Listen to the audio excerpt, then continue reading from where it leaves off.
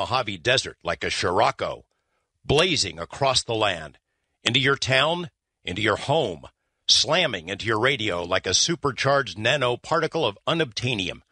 Greetings to all of you from the boldest, bawdiest, most outrageous city in the world, the planetary capital of sun, fun, sin, sex, and secrets, my not-so-humble hometown, Las Vegas, Nevada.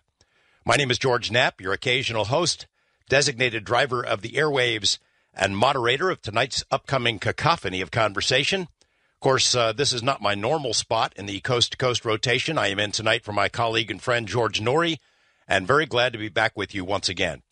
You know, as listeners know, we cover the gamut of unusual experiences and encounters on this program. And on the credibility scale, the stories we hear range from the unsettling to the unbelievable, and I mean that in a literal sense. We've often discussed the issue of disclosure, our need to know the truth.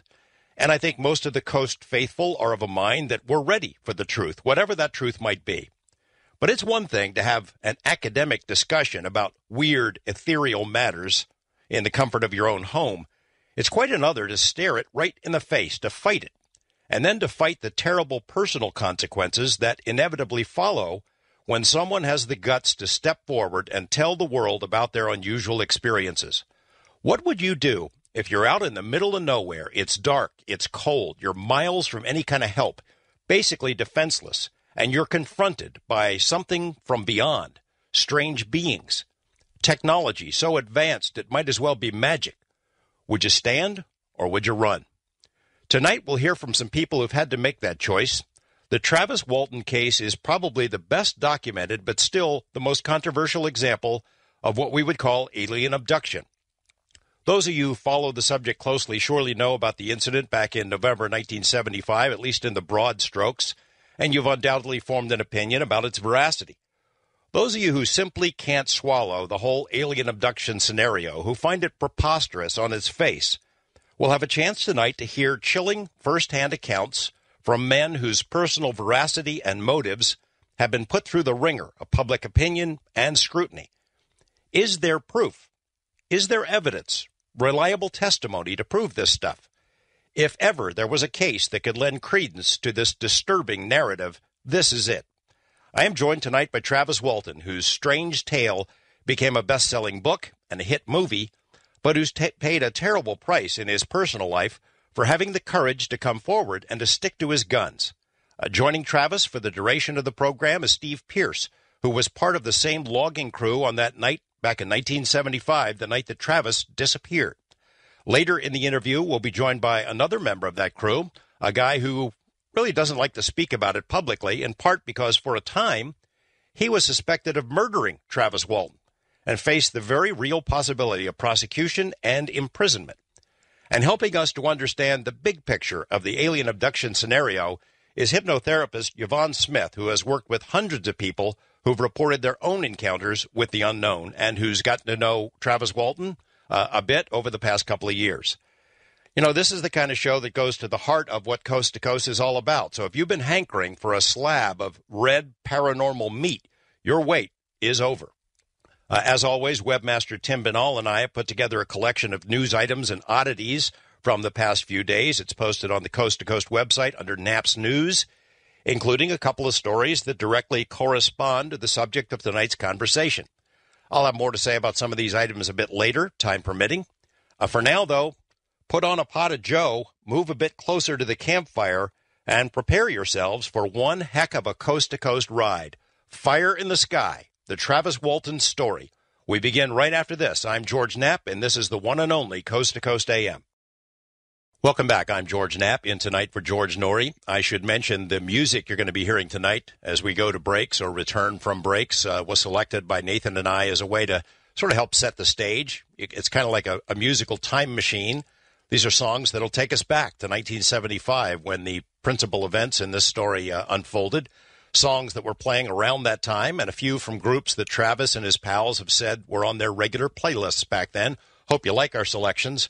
You know, after searching these music lists to prepare for the show for that year, it turns out 1975 was one heck of a year for music. You know, even within ufology, the Travis Walton experience was controversial right from the beginning. If it was true, it confronted UFO researchers with the most unpleasant reality. The strong indication that these visitors, wherever they were from, were not merely benign space tourists, mere lights in the sky sent for our enjoyment or amusement, but real beings whose intentions were mysterious and apparently anything but benign.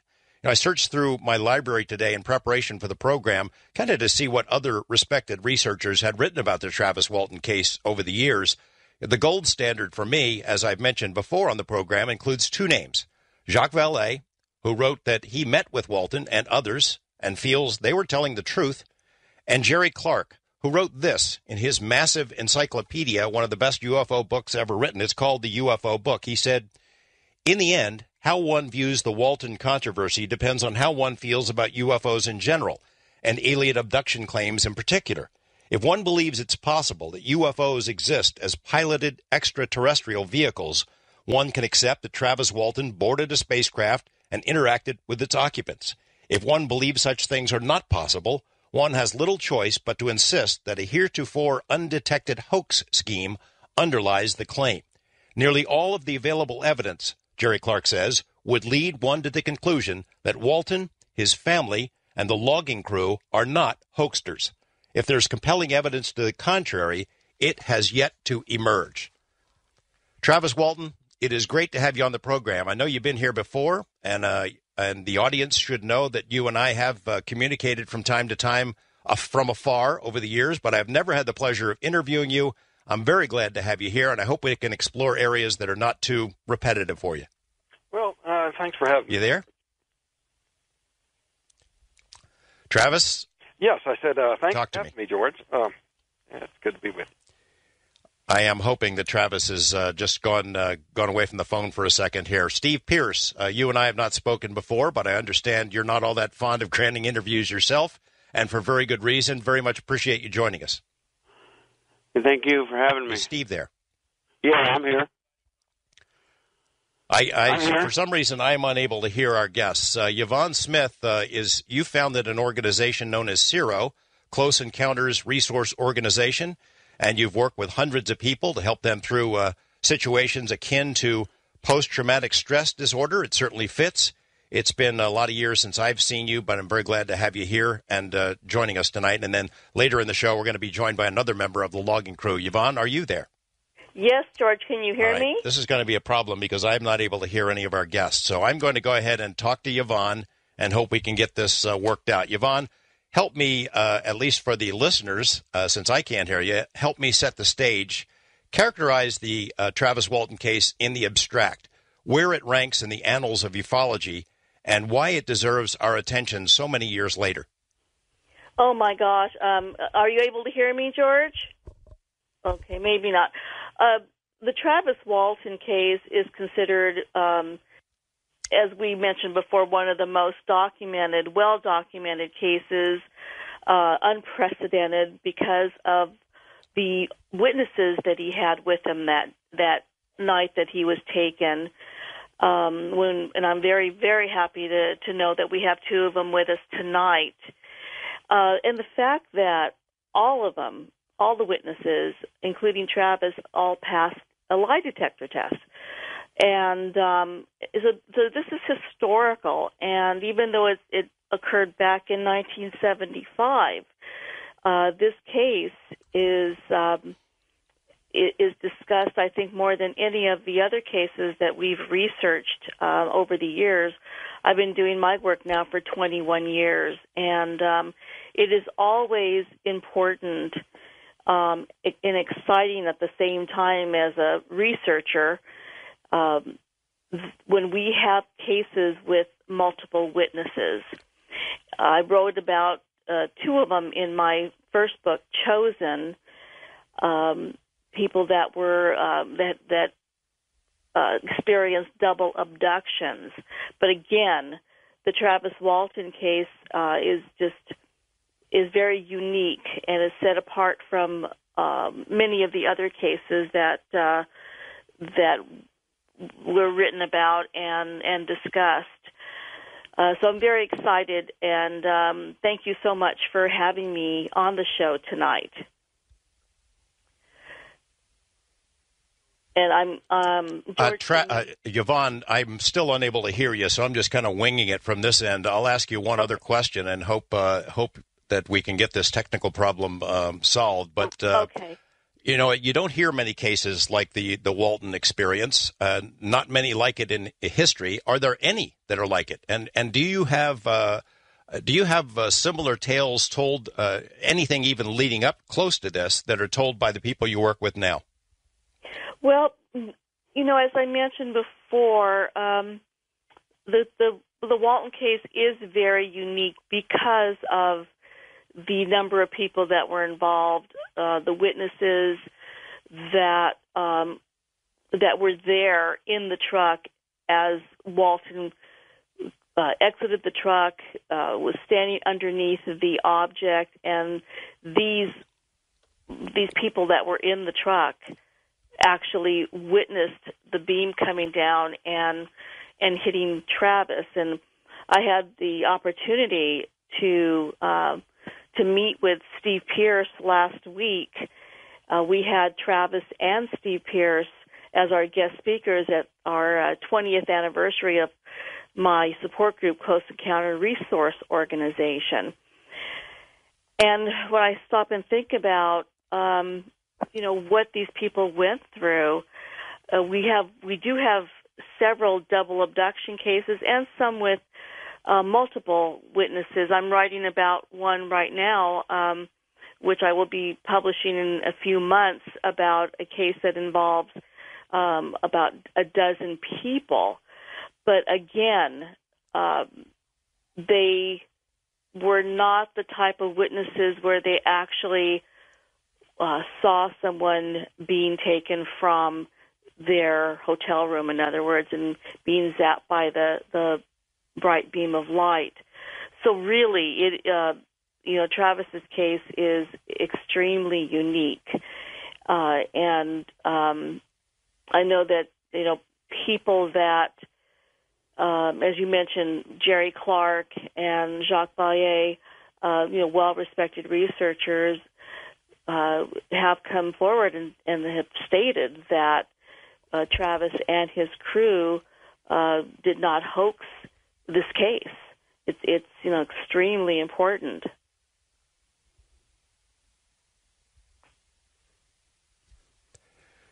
Travis Walton, can you tell us what your life is like now? I mean, I'm rereading the book in preparation for this interview. I know you were 22 years old, I guess, in 1975. I would guess that the life of a logger it's not a real long career. What you're doing now, what you do in your life, how you're doing? And again, I apologize, but I'm not able to hear you, your answer, so I'm going to ask Nathan to let me know when you're finished responding. Well, you know, I did return to work in the woods for a period of time after the incident happened. You know, it's just one of those things where, you know, you get thrown off the horse, and you got to get back to do.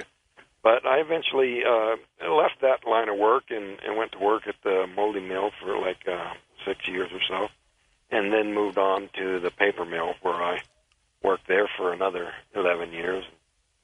And then I took retirement from there about 3 years ago, and been busy catching up with all the things that I wasn't getting done while I was working too much overtime all those years. Hey, I'm pleased to tell you that I can now hear you. I'm also hearing my voice in my head, but glad that I can tune into the program.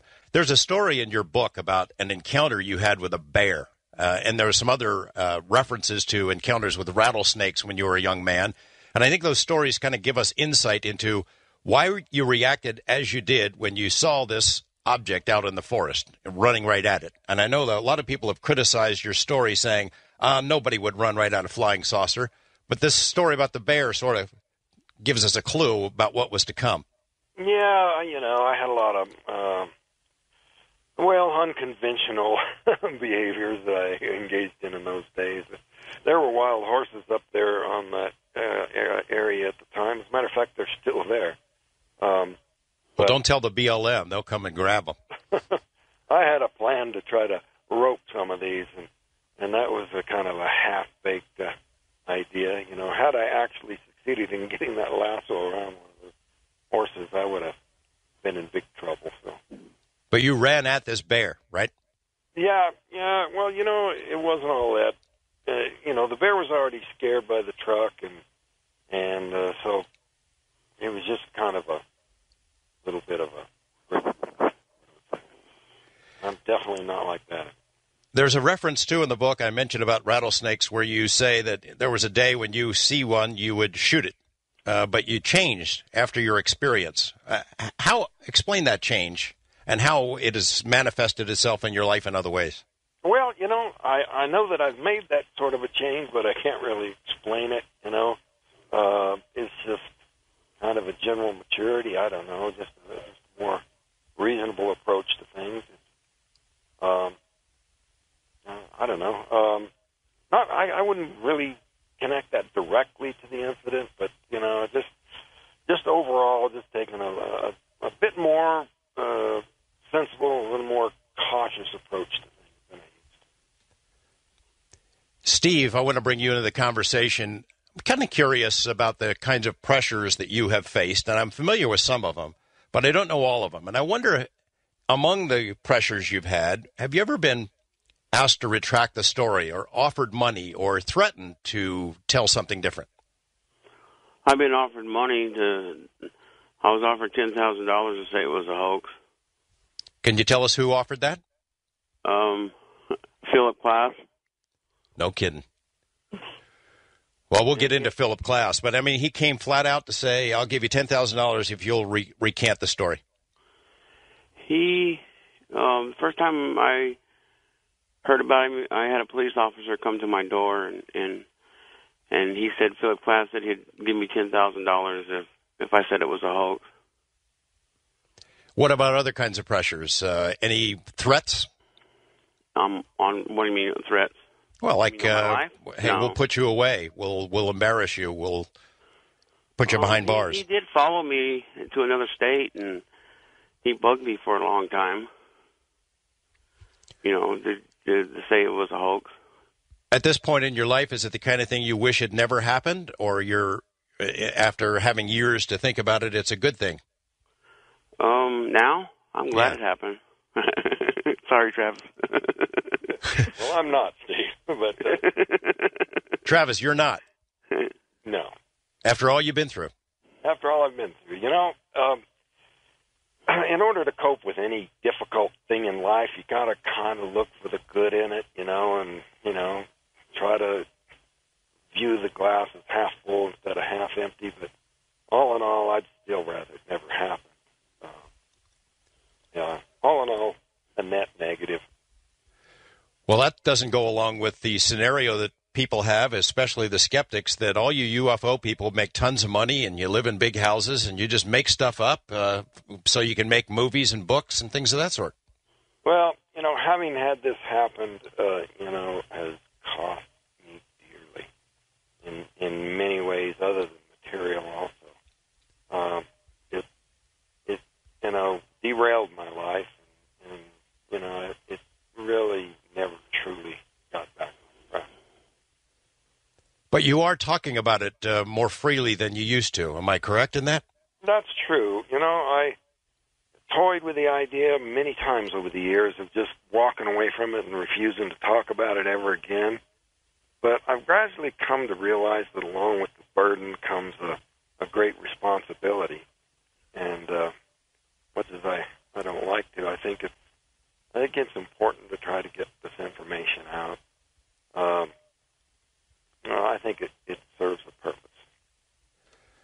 There was a section in your book where you wrote this. You said, I've come to realize the biggest problem anywhere in the world is that people's perceptions of reality are compulsively filtered through the screening mesh of what they want and do not want to be true. People see what they expect to see. Preconceptions seem to determine judgment of everything. It's not solely because this human failing played such a big part in the experiences I recount here that I consider it so important in the overall scheme of thing. If you look, you'll find this human proclivity at the root of every single personal problem or social ill humanity has ever endured. Still believe that? Yeah, I do. And, it's particularly true of skeptics, not just the self-proclaimed, media skeptics, but anybody who's negative about this situation. or about this information, because, it seems that for certain people with a certain mindset, no amount of evidence or no amount of proof is going to budge them one bit. They seem to be unaffected by the facts of the matter. Well, we're going to get into the facts right after this break. ELO, Strange Magic from 1975, taking us into the break. Travis Walton, Yvonne Smith, and Steve Pierce joining me to talk about an amazing experience, and we get into the specifics right after this.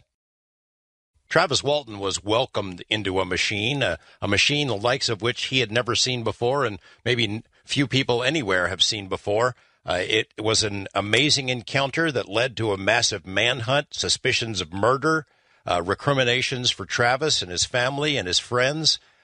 Maybe what happened after his encounter with these unknown beings was far worse and left far deeper scars than what happened on board this craft. But when we come back, we're going to get into the specifics of what happened on board and what was going on the ground at the same time. Stay with us, everyone. Coast to Coast AM. We'll be right back. All right, I hope we have our technical difficulties behind us and everyone's here and that we can all hear each other. Travis, why don't we, I know you told the story many times before, but for the benefit of those listeners not familiar with it, can you tell it one more time? What happened on the night of in November 1975? You and your 6 friends are out just finishing up a long day's work. What do you see? Well, we were going home. It was starting to get dark, and we noticed a glow coming through the trees, definitely out of place in the woods, and it was rather puzzling at first because we, were only getting some glimmers through the trees. But when we finally burst into the clearing where we had an unobstructed view of this thing, it was just unmistakable. Less than 100 feet away, a metallic disc outlined against the sky, hovering there. One of the crew members, Alan, just yells out, "It's a spaceship." And I don't think a single member of the crew was thinking, "Oh, I wonder what that could be." I mean, everybody knew it was unmistakable. This was not some hazy ball of light off in the distance.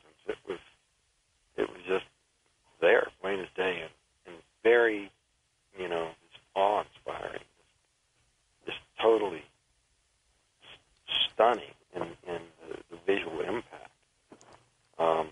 I immediately threw open the door and started towards it, but, it wasn't like I really intended to get close to it. I was thinking it would actually take off before I got that close. And were you kind of drawn to it? Well, Alan was saying in one interview that he thought it looked to him like I was, just under some sort of hypnotic control. Steve even said that, haven't you, Steve? But, from my point of view, it just felt to me like I was, acting of my own accord. But then, of course, if they do have the ability to control what we do, they could probably also make us believe it was our idea. But nevertheless, to me, I was just, eager to see it up close, or closer, and thinking that it would probably take off before I got right all the way up to it.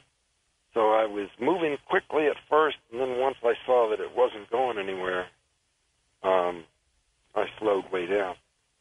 And the guys in the truck were yelling at me to get back in the truck and get away from there. And could you hear them now that you think back to it? Yeah, I could hear them. They were swearing at me and saying some uncomplimentary things about what I was doing. And I was really, I was definitely, coming face to face with the idea that this was a bad idea. But I guess I live to regret it. When I got up close and I was looking up at it, it was just amazing, and,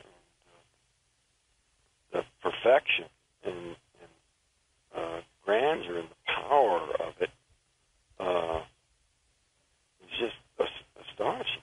It was hovering there, but the sound it made suddenly got louder and started to move, and so I dove for cover. I got down behind the end of a log, And, the crew's, insistence that I get out of there was really, increasing their anxiety as well as my own.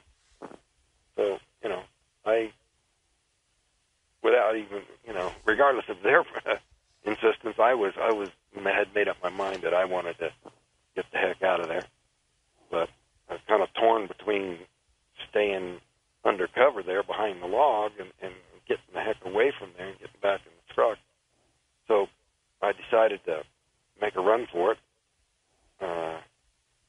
But when I straightened up to run back to the truck, that's when it hit me. This beam. Yes, the energy felt like a physical blow, like I just been, hit by a truck that I didn't see coming. It had a sort of a numbing, sort of a electrical shock sort of feeling. And, Dwayne Smith, who later became an electrician, said to him it sounded like electricity, that it actually made a noise that they heard. But I didn't see or hear it, actually. It was just instant knockout, Were you conscious? You were knocked out, literally knocked out. Yeah, and, I've been saying that they said that it knocked me back through the air 10 or 15 feet, but, Steve said it was closer to 20 feet. And the way that I landed without protecting myself, they immediately started yelling among themselves that it had killed me, that I had died. And, they were wise to assume that they might be next. So, they wanted to take off. Let's get Steve to interject here for a second, and we'll come right back, Travis. Steve, describe the scenario inside the truck. You're all going crazy saying, what are you doing, Travis? You must be out of your mind. Well, everybody's hollering, and I'm just sitting there looking, and when Travis jumps out, he goes up there and then starts making a weird noise, and then the bluish green light came out and zapped him. I said they got him, and that's when we took off.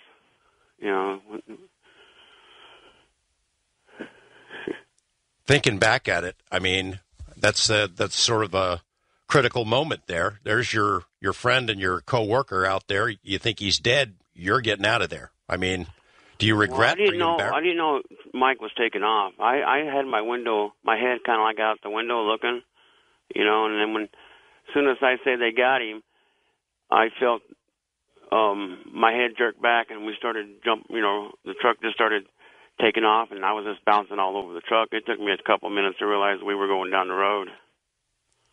The description of the beam that Travis just related, describe it from your vantage point. It was a bluish green light, and it lit up the whole sky, but you couldn't see nothing. I mean, the whole sky lit up, but you still couldn't see the trees, and it was so bright. I mean, it was bright.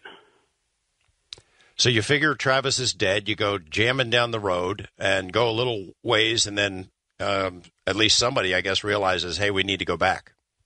Well, we get down the road, and we all stop, and we get out. And as soon as we get out, we've seen it take off.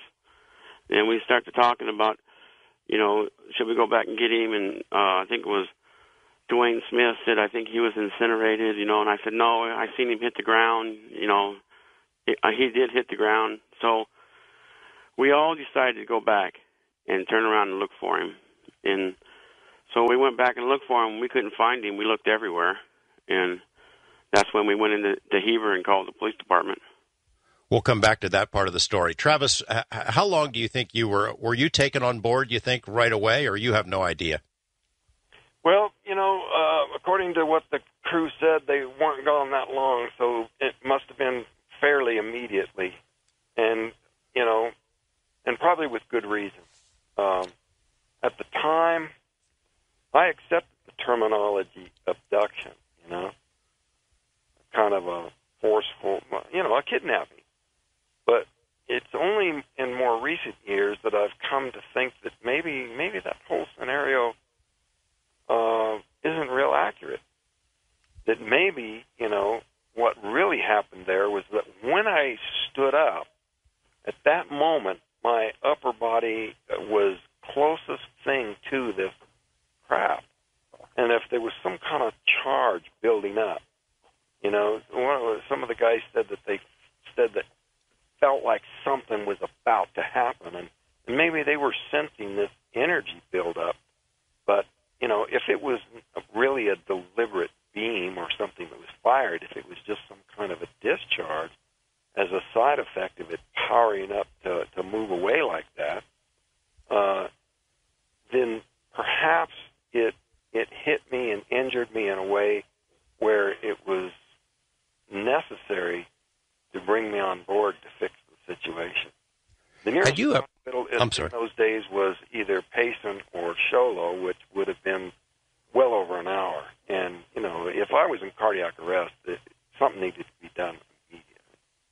Had you, I know in reading your book that you had a lot of different kinds of interests. You and Mike would debate different kinds of subjects, academic sort of subjects. It sounded like you did a lot of reading on a broad variety of topics. Had you ever read UFO books? Were you into this stuff? Because I asked the question because, as you know, some of the skeptics said, well, he must have seen a movie that aired about Betty and Barney Hill, or he read the story, and that's where all this came from.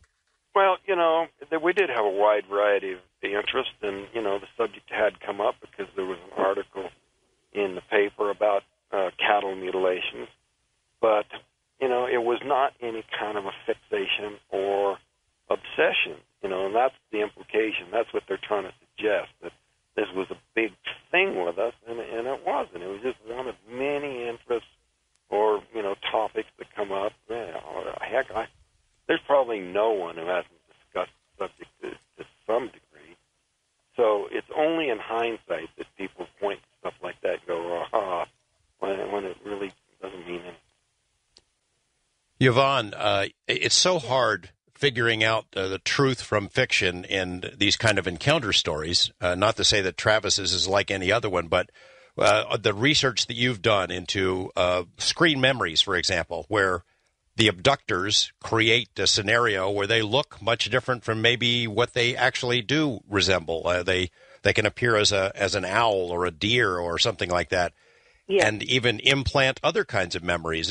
I would imagine it's difficult to say that what Travis is describing is literally true. You mean from what he sees? Yeah, what comes next? When we're going to get into talking about the beings that he encountered on board and the experiences on board. Yeah, well, certainly, George, the alien beings can implant so many different scenarios in someone's mind where they will think, I have cases where people are driving down the highway and they encounter these blinking lights thinking that they're approaching an accident scene. And that turns out to be a screen memory for, prior to an abduction. And as you mentioned, of course, seeing deer close up, seeing owls are very, very common. Many people that I have worked with have a fear of owls. So I'm familiar with Travis's case, and we were discussing this just the other night at dinner about, when he awoke on the craft and he encountered, I believe he had said, 3 beings that were there in the room with him. Now, are you talking about, George, that could be a screen memory, or? Does he really know what they look like? And I don't want to. I want to come to him and get his opinion on that as well. But you, in general, you deal with a lot of this stuff. It's hard to separate what's real and what isn't. Well, at times it is, and that's where we have to be very, very careful. Those of us who are researching this very strange, phenomenon. But we have had. I've been doing this 21 years now, George, and my colleagues, the late Bud Hopkins, my mentor, and Dr. David Jacobs, and then the late Dr. John Mack, I worked with all of them, and in discussing our cases and comparing notes of the descriptions of alien beings and how people are taken, how they're abducted. we do now have been able to draw from all the similarities from hundreds upon hundreds of cases. So we're pretty confident on what certain types of alien beings look like. We know that the small ones that they call grays, with the large eyes, the small ones seem to be the abductors. They're the ones that are responsible for taking a person out of their natural environment and bringing them onto the craft. Then once they're on the craft, they encounter many different types working together. The taller ones that look like the small little grays, but they're taller. They seem to be more in charge. I mean, there definitely is a chain of command when someone is taken on board, I'm going to say on board a spacecraft, a UFO. But, we're just scratching the surface here. There's so much that we need to study because, from the beings that have been encountered by, thousands, millions of cases, we're talking worldwide. This is a worldwide phenomenon. There has to be, just as many different types of, alien beings, different species, different types. So from what the description, and of course we'll let Travis, describe what he encountered, I found that description is very common. Travis, let's go back to you. Can you describe, I let you sort of skim over what the craft looked like. I mean, you described it as magical and amazing. How big it was, and then what you saw, your first memory of being inside of it when you woke up. George, on the subject of, this... screen memory stuff? Altered memory sort of thing.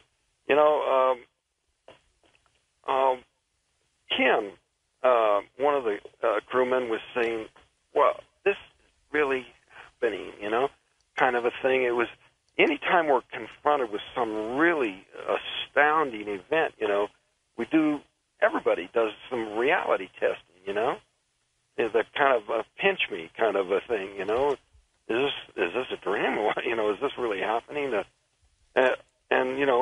at the extreme, I went through all of those kind of things in my thinking, especially before I, had the corroboration of, making, reuniting with the crew to some extent, and who had seen what I'd seen. So, while they were trying to persuade me that, that I'd been hit on the head and somehow I had some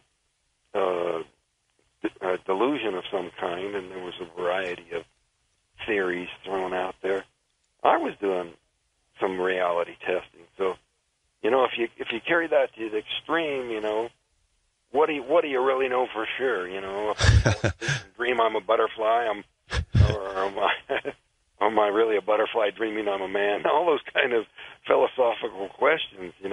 Could this whole thing have just been some gigantic government mind control experiment?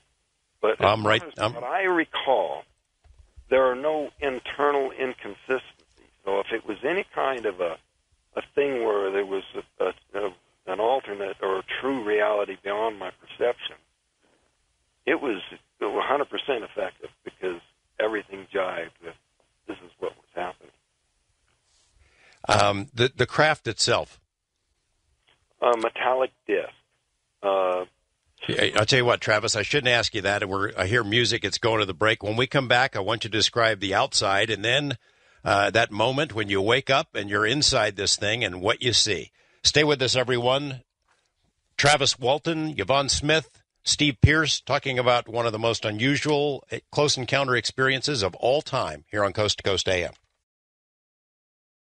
Our discussion with Travis Walton and Yvonne Smith and Steve Pierce about an incident well known as Fire in the Sky, the abduction of Travis Walton in 1975, and the terrible consequences for his friends back on the ground. He was gone for 5 days, had some incredible experiences on board this ship that we'll get into in a moment.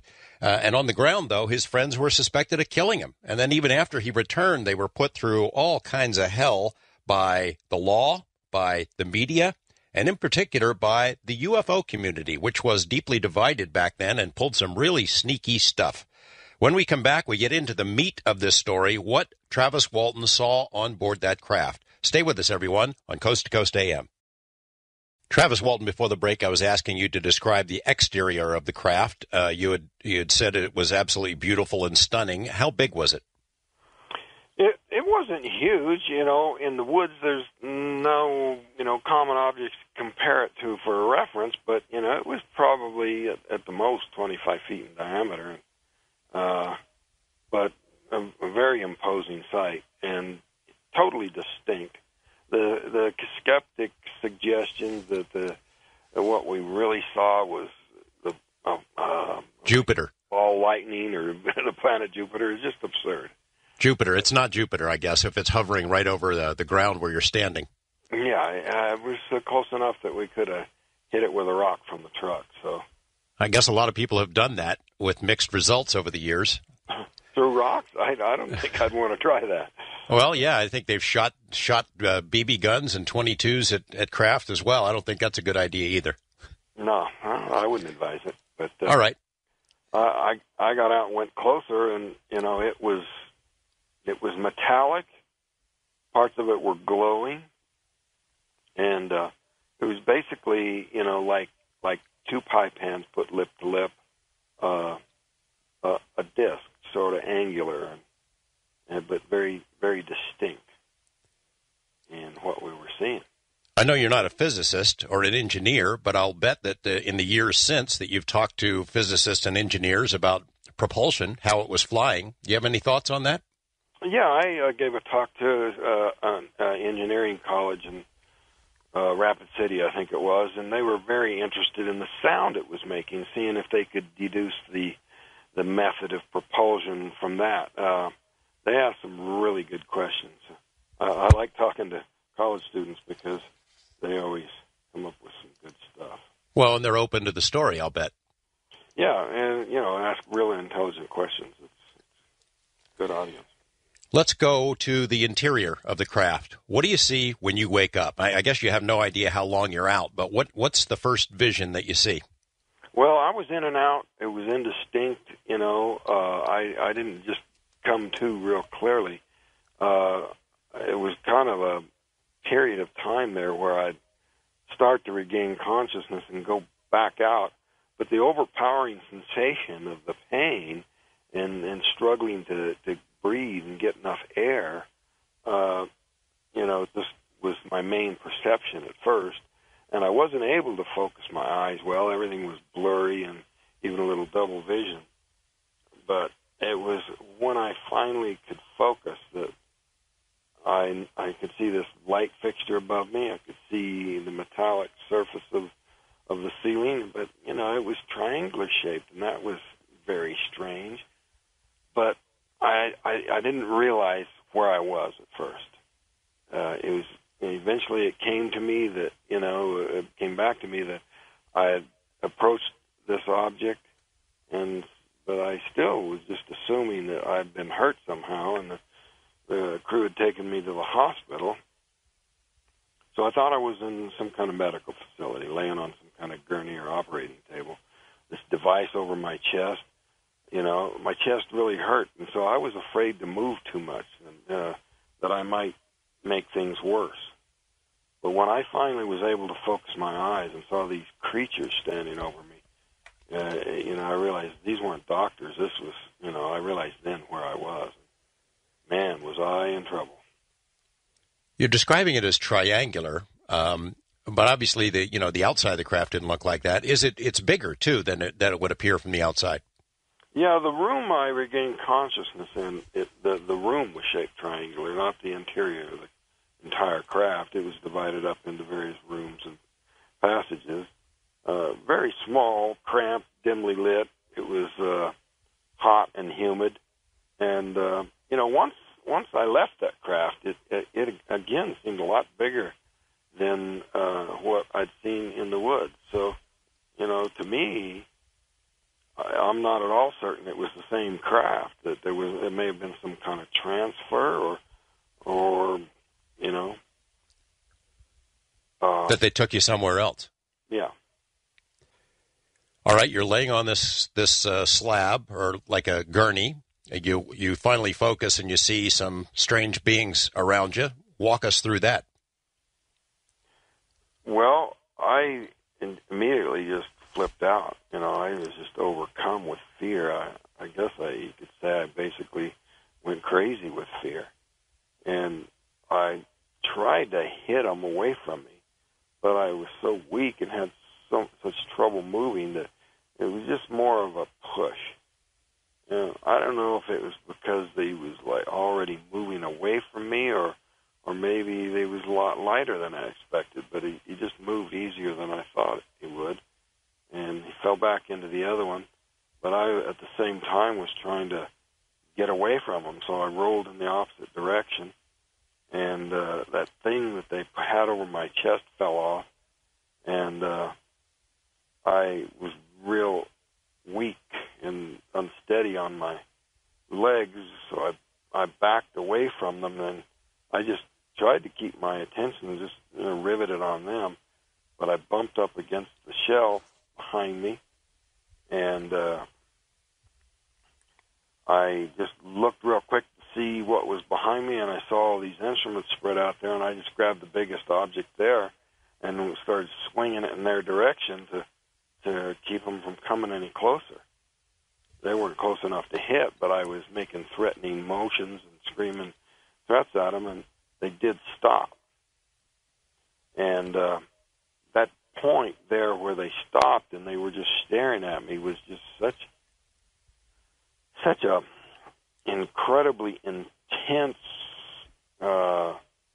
feeling of being like they were, boring into me with their vision in a way that, that was the thing that I had the most nightmares about, was them staring at me like that. Now I'm thinking that maybe the explanation for that was that they were trying at that moment to institute or regain the control over me, and it wasn't working. And, some people speculate that if you really jacked on adrenaline and fear, that can overcome their control. But I'm thinking more likely, that there was some kind of neurological injury that happened when the beam hit me, and that prevented the control. It has kind of scrambled my circuits. And the brainwave scan that I had later by Barrows Neurological Institute did detect an anomaly that might suggest some kind of injury. And that disturbing, weird feeling that I got from their intense gaze may have been just them, trying to move into my mind in a way where they could, calm me down or get me back under, I guess you'd call it, anesthesia of some kind. It wasn't working, and so they decided to, I think, probably just to get the heck away from me before I did some damage. What did they look like? I mean, we have the idea of what aliens look like now, and it's pretty common from movies and TV and books, but back then I don't think the same image was as well known. But describe what they looked like. Well, I use the term humanoid, and a lot of people think, oh, well, that means they look like people. But, to me, humanoid just means 2 arms, 2 legs, eyes on the front of the head, 2 eyes in the mouth, and, the kind of an arrangement, but definitely not human. Smaller, so then 4 feet, large, hairless craniums, huge eyes, undersized ears, nose, and mouth. Jaw, the lower part of the face, seemed small and undeveloped. But I didn't detect any distinct emotion, no direct hostility or anything like that. It was just that stare that bothered me so much for some reason. They're kind of looking at you like, we've got a wild man on our ship here. What are we going to do with him? Yeah, who knows what they were thinking, because I was pretty out of my mind with fear and doing and reacting and thinking in ways I never would have if it hadn't have been for this losing control like that. And you got to explain this in terms, a lot of people think, well, I would just remain calm and I'd ask all kinds of really cool questions, but if you're really in that situation, especially the situation I was in, dimly lit, very hot, humid, cramped, very small room, in a lot of pain, but more than anything, struggling to get enough air. Nothing causes panic more than the feeling that you're smothering.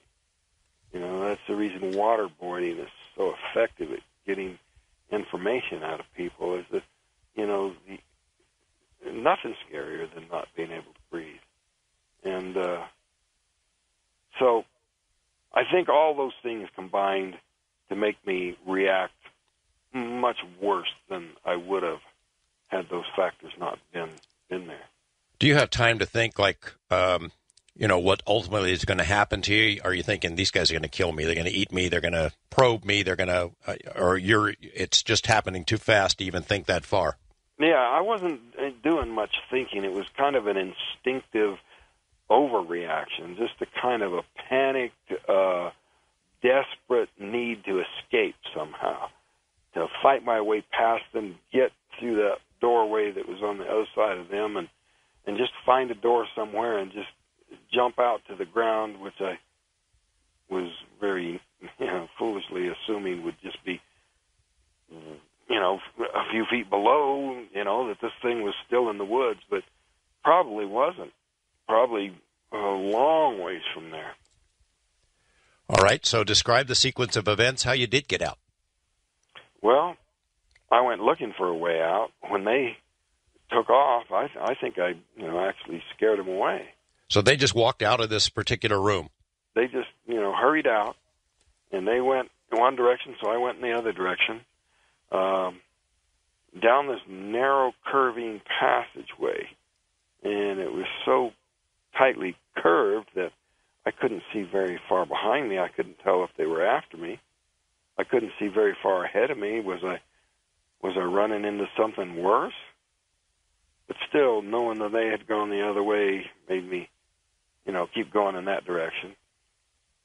I found a room that I thought might have doors, that would lead out of there.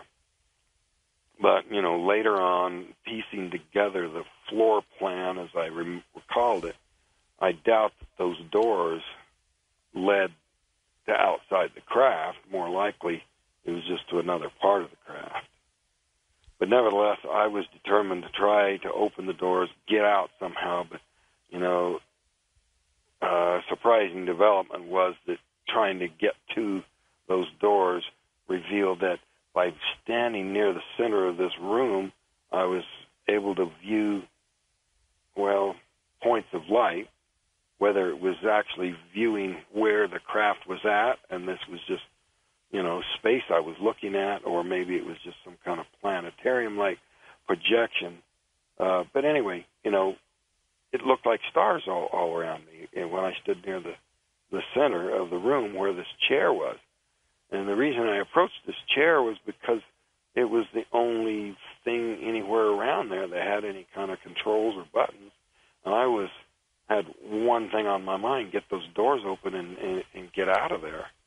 Not a real sensible thing. But, in my blind panic, that seemed like the thing I wanted to do.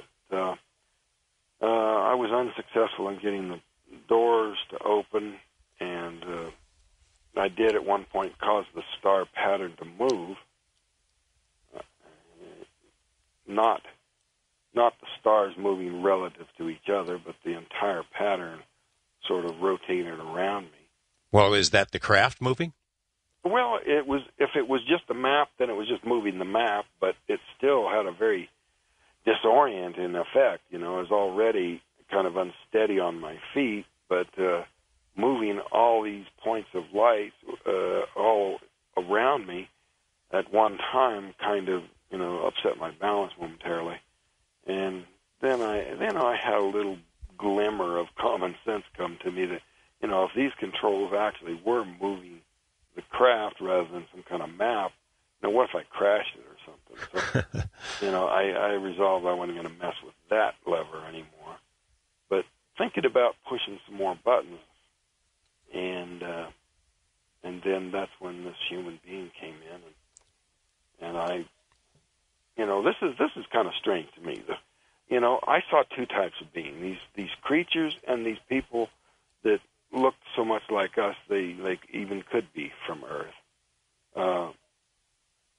But in account after account, in news stories or various retellings that I've seen in the media, they just leave that out. Like they're just not comfortable with that. Even the movie did that. So does this guy just walk in? Yeah, and he wanted me to go with him, and so I went. I'm screaming all kinds of questions and not getting any answers. But that wasn't all that suspicious to me at first, because he had a helmet on his head, and he might not be able to hear or speak with it on. And so that wasn't so bad. But when he left me with some people who were dressed like him without the helmet, and when they wouldn't answer the question, that's when I had real misgivings about, was this actually a rescue, or was I still in a serious predicament? You said he looked just like a human. He had this helmet on. How is he communicating? Is his mouth moving, or is he communicating some other way? No communication. It was the only communication going on was me yelling. And well, you said he wanted you to go with him. Did he gesture? Yeah, it was a gesture, and then he took me by the arm and led me. And I wasn't resisting. I didn't feel this was threatening. I viewed this as a rescue, so I went with him, no problem. It was only, when they started trying to get me to lay down on this table and still wouldn't answer any questions, that I started to have serious doubts about, was this a rescue? Now, in hindsight, 35 years later, I think it probably was just an attempt to help. But at that point, it seemed like what they were hiding from me was, maybe bad intentions or something. So I resisted, to no avail. They overpowered me and knocked me out with some sort of a gas mask thing, just looked like an oxygen mask. Next thing I know, and I don't know if that was immediately, but the next thing I did recall was waking up beside the highway in time to see a craft take off into the sky. You said that you thought it was a rescue. Even in hindsight, it might have been a rescue. But the fact that these human-looking things were on the same craft with these other beings sure strongly implies they're working in unison. Yeah, it does, but I speculated, at the time that it could be that the humans were doing some kind of a forceful intervention and taking me away from them, that it was actually them capturing that ship or something. But then on the other end of the spectrum, you could have the small beings being in charge and these human-looking ones doing the bidding of the others. There's all kind. I didn't see them together, so I don't know whether it was cooperative or forceful or what. It definitely seemed that the human-looking ones didn't belong on board the craft that I woke up on, because it seemed too small for big people like us. Well, unbeknownst to you, in between the time when you're taken and when you wake up on the side of the road, 5 days had passed, and all hell is breaking loose for your friends. When we come back, Steve Pierce will help us pick up that story, also be rejoined by Yvonne Smith. I'm talking with Travis Walton about an amazing series of events from 1975. Paul McCartney and Wings taking us into the break. This is Coast to Coast AM. I'm talking with Travis Walton and Steve Pierce about some unusual experiences, unusual is putting it mildly, that they had back in November 1975. Also joined by Yvonne Smith, who is helping us understand the big picture. And at the top of the hour, another member of the logging crew who was there that fateful night, going to be joining us for a rare interview. Certainly rare to have three of those guys together. We're going to get back into the meat of this story and what happened to Travis Walton's buddies on the ground. They were really put through some trials right after this on Coast to Coast AM. Yvonne Smith, a question about sort of the big picture. You mentioned some of your mentors in this field, Bud Hopkins, John Mack, David Jacobs. You know, the research that they have done in the body of what you'd call abduction literature, those guys, the leading lights of this field, would suggest that there is some sort of a connection to genetics, that when abductions happen, it often happens to the same family over many generations, that whoever these visitors are, they follow families. This seems to be sort of an abduction by opportunity, sort of like a crime of opportunity. How unusual is that? It's pretty unusual, George. It is very true that abductions do run intergenerational. I mean, we have found that in hundreds of cases. But what happened with Travis and his fellow loggers is very unusual. Now, in having an opportunity, if I have an opportunity to speak to each one of the witnesses, there could be something in the background of perhaps sightings. They've had sightings of craft in the past. Perhaps their family members have had an encounter with a UFO and its occupants. I mean, I don't know the history and the background of all the witnesses. But, we'll see when John Goulet comes on. I've not had the opportunity to speak with him. I don't know, many people, of course, as you know, George, are very reluctant to talk about their experiences and the experiences of their family members. But it could have been where, Travis and the others were at the wrong place at the wrong time, and and what happened to Travis was just an unfortunate accident. Yeah, they see. Here's this crazy guy out in the woods who has the has the intestinal fortitude or the lack of marbles to come walk under a flying saucer and sort of challenge us. Might as well pick him up. Well, exactly. And as Travis has said in the past, and I laugh when he says that, he was a daredevil. He challenged. For somebody to chase a bear, I don't think too many people are going to do that. So, it's just it's a very very unique case, George, and the fact that think about it. I was having dinner with them and speaking to Steve Pierce, and had the opportunity to meet him for the first time before they came to the Ciro meeting, and I looked at him and just said, and I looked at Travis, and I said, "Oh my God, Travis, thank goodness you came back, because who knows what could have happened to the rest of the crew. I mean, they could have been convicted and sent to prison for life or worse." It really is an incredible, very unique case in all aspects.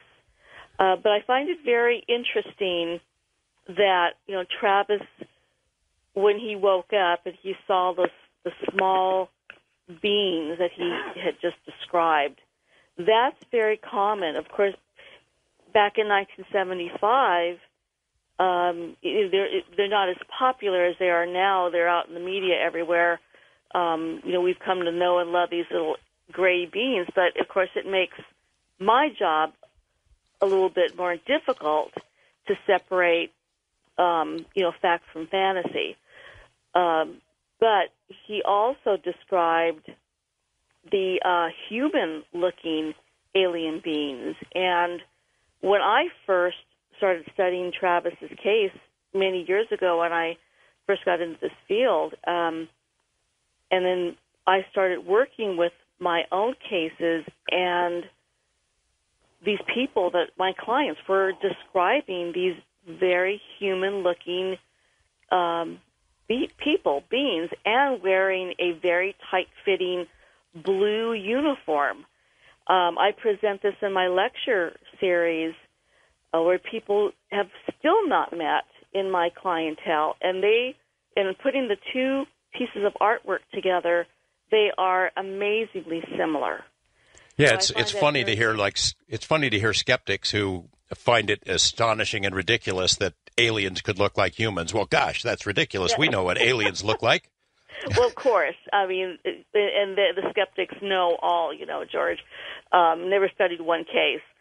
But I thought it was just very interesting, that aspect of Travis's case. And then I came up with, in my caseload, and when I thought I have something very unusual here, I would get together with my colleagues when we traveled. It was really in the 90s when we did a lot of traveling, lecturing at all these different conferences. And we'd sit there, after the conference was winding down and you have a couple drinks and you think, I need to ask this question. And I remember, asking Bud and asking John Mack, what do you think of this? I came across this particular case, and they just sat there and said, oh, yeah, we have plenty, I've got about 30 cases, with the same description.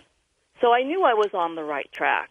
I knew that people that I was working with in my own clientele were truly having experiences.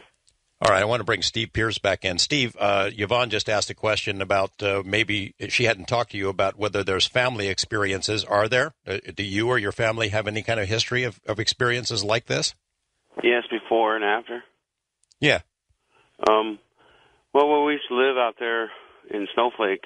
My grandparents lived out in the middle of nowhere out there with no electricity, and you could sit out there at nighttime and watch them fly over this mesa, the lights and stuff. And my mom and aunt and uncle had an experience. My mom says that, well, my mom denies that she doesn't believe in UFOs, but and then I've seen them afterwards, too, up in the Four Corners area.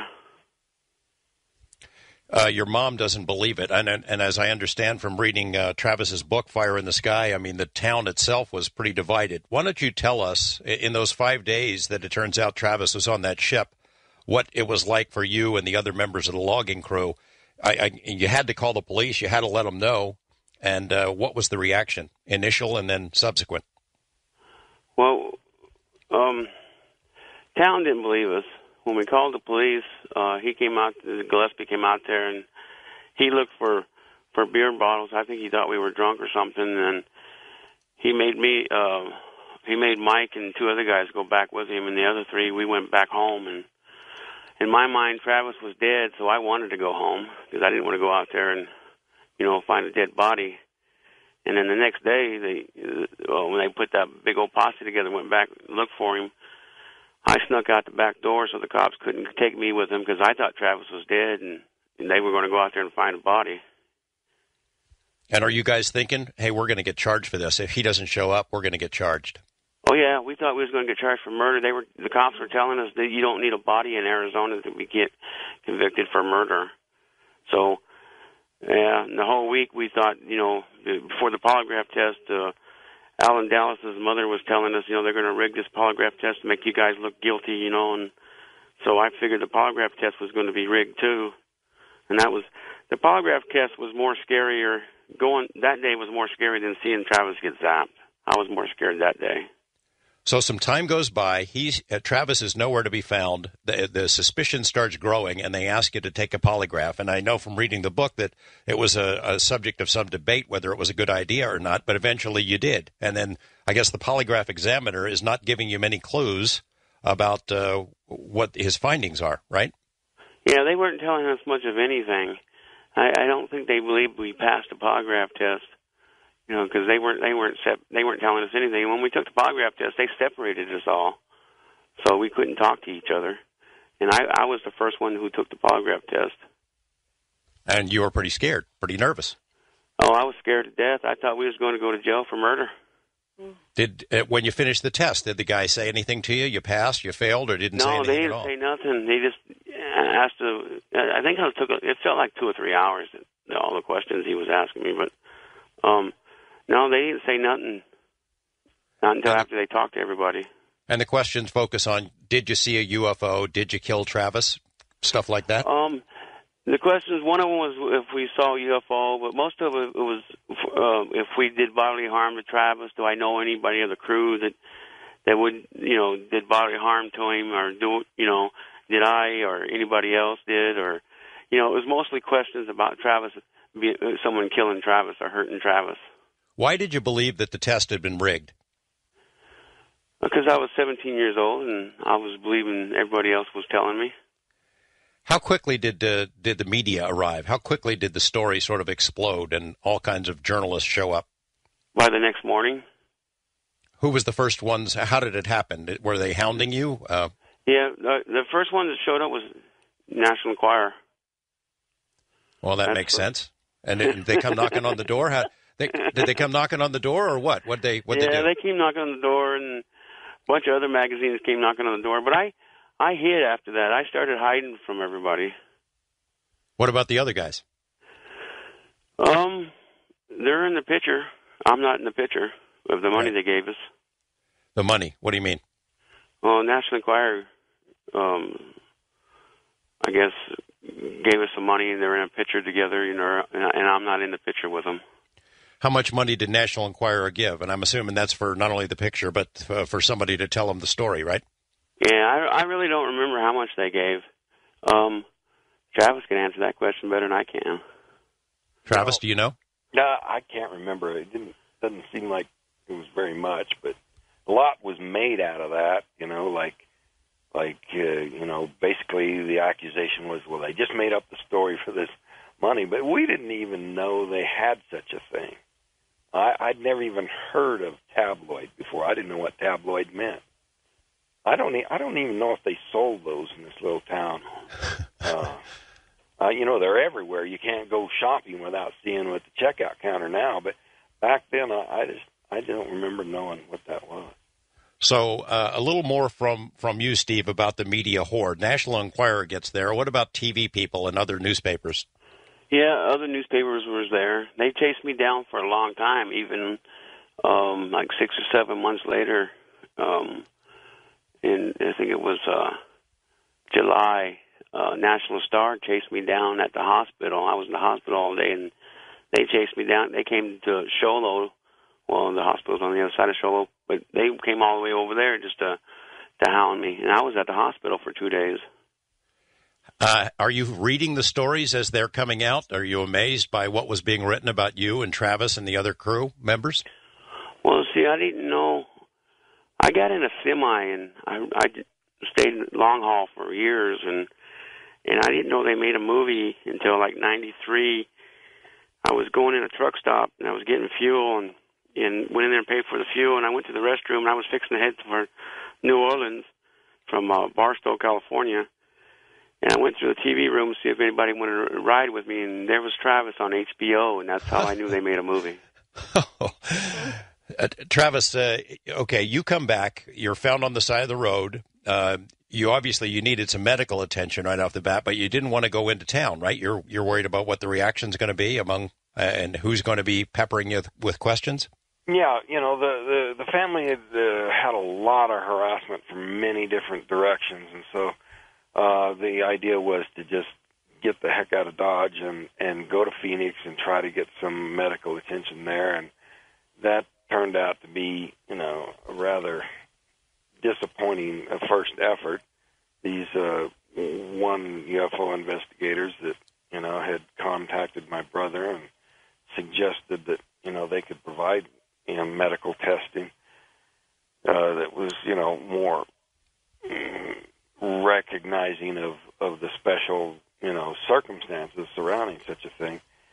That didn't work out at all, but then... Well, back up for a second. This UFO guy comes to town. He tells everybody, don't you worry, I'm going to help you get through this, telling your friends this stuff. Mm-hmm. And among the recommendations is when Travis shows up, he needs medical attention, go to this doctor in Phoenix. Tell me what you found in Phoenix when you go to see this supposedly credible medical doctor.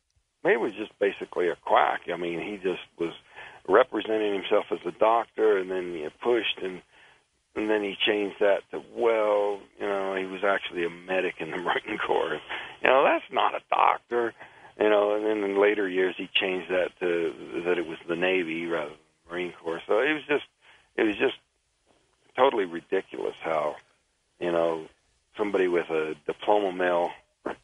degree making pronouncements about me when, I hadn't been examined or in any way, had any interaction that he could base anything on other than just meeting me briefly. This comes back to bite you, doesn't it? That the fact that you go to see this guy as the first medical professional after your experience? Yeah, and, the fact that they lost the case because they just, couldn't handle it, they immediately switched from making positive statements to negative statements.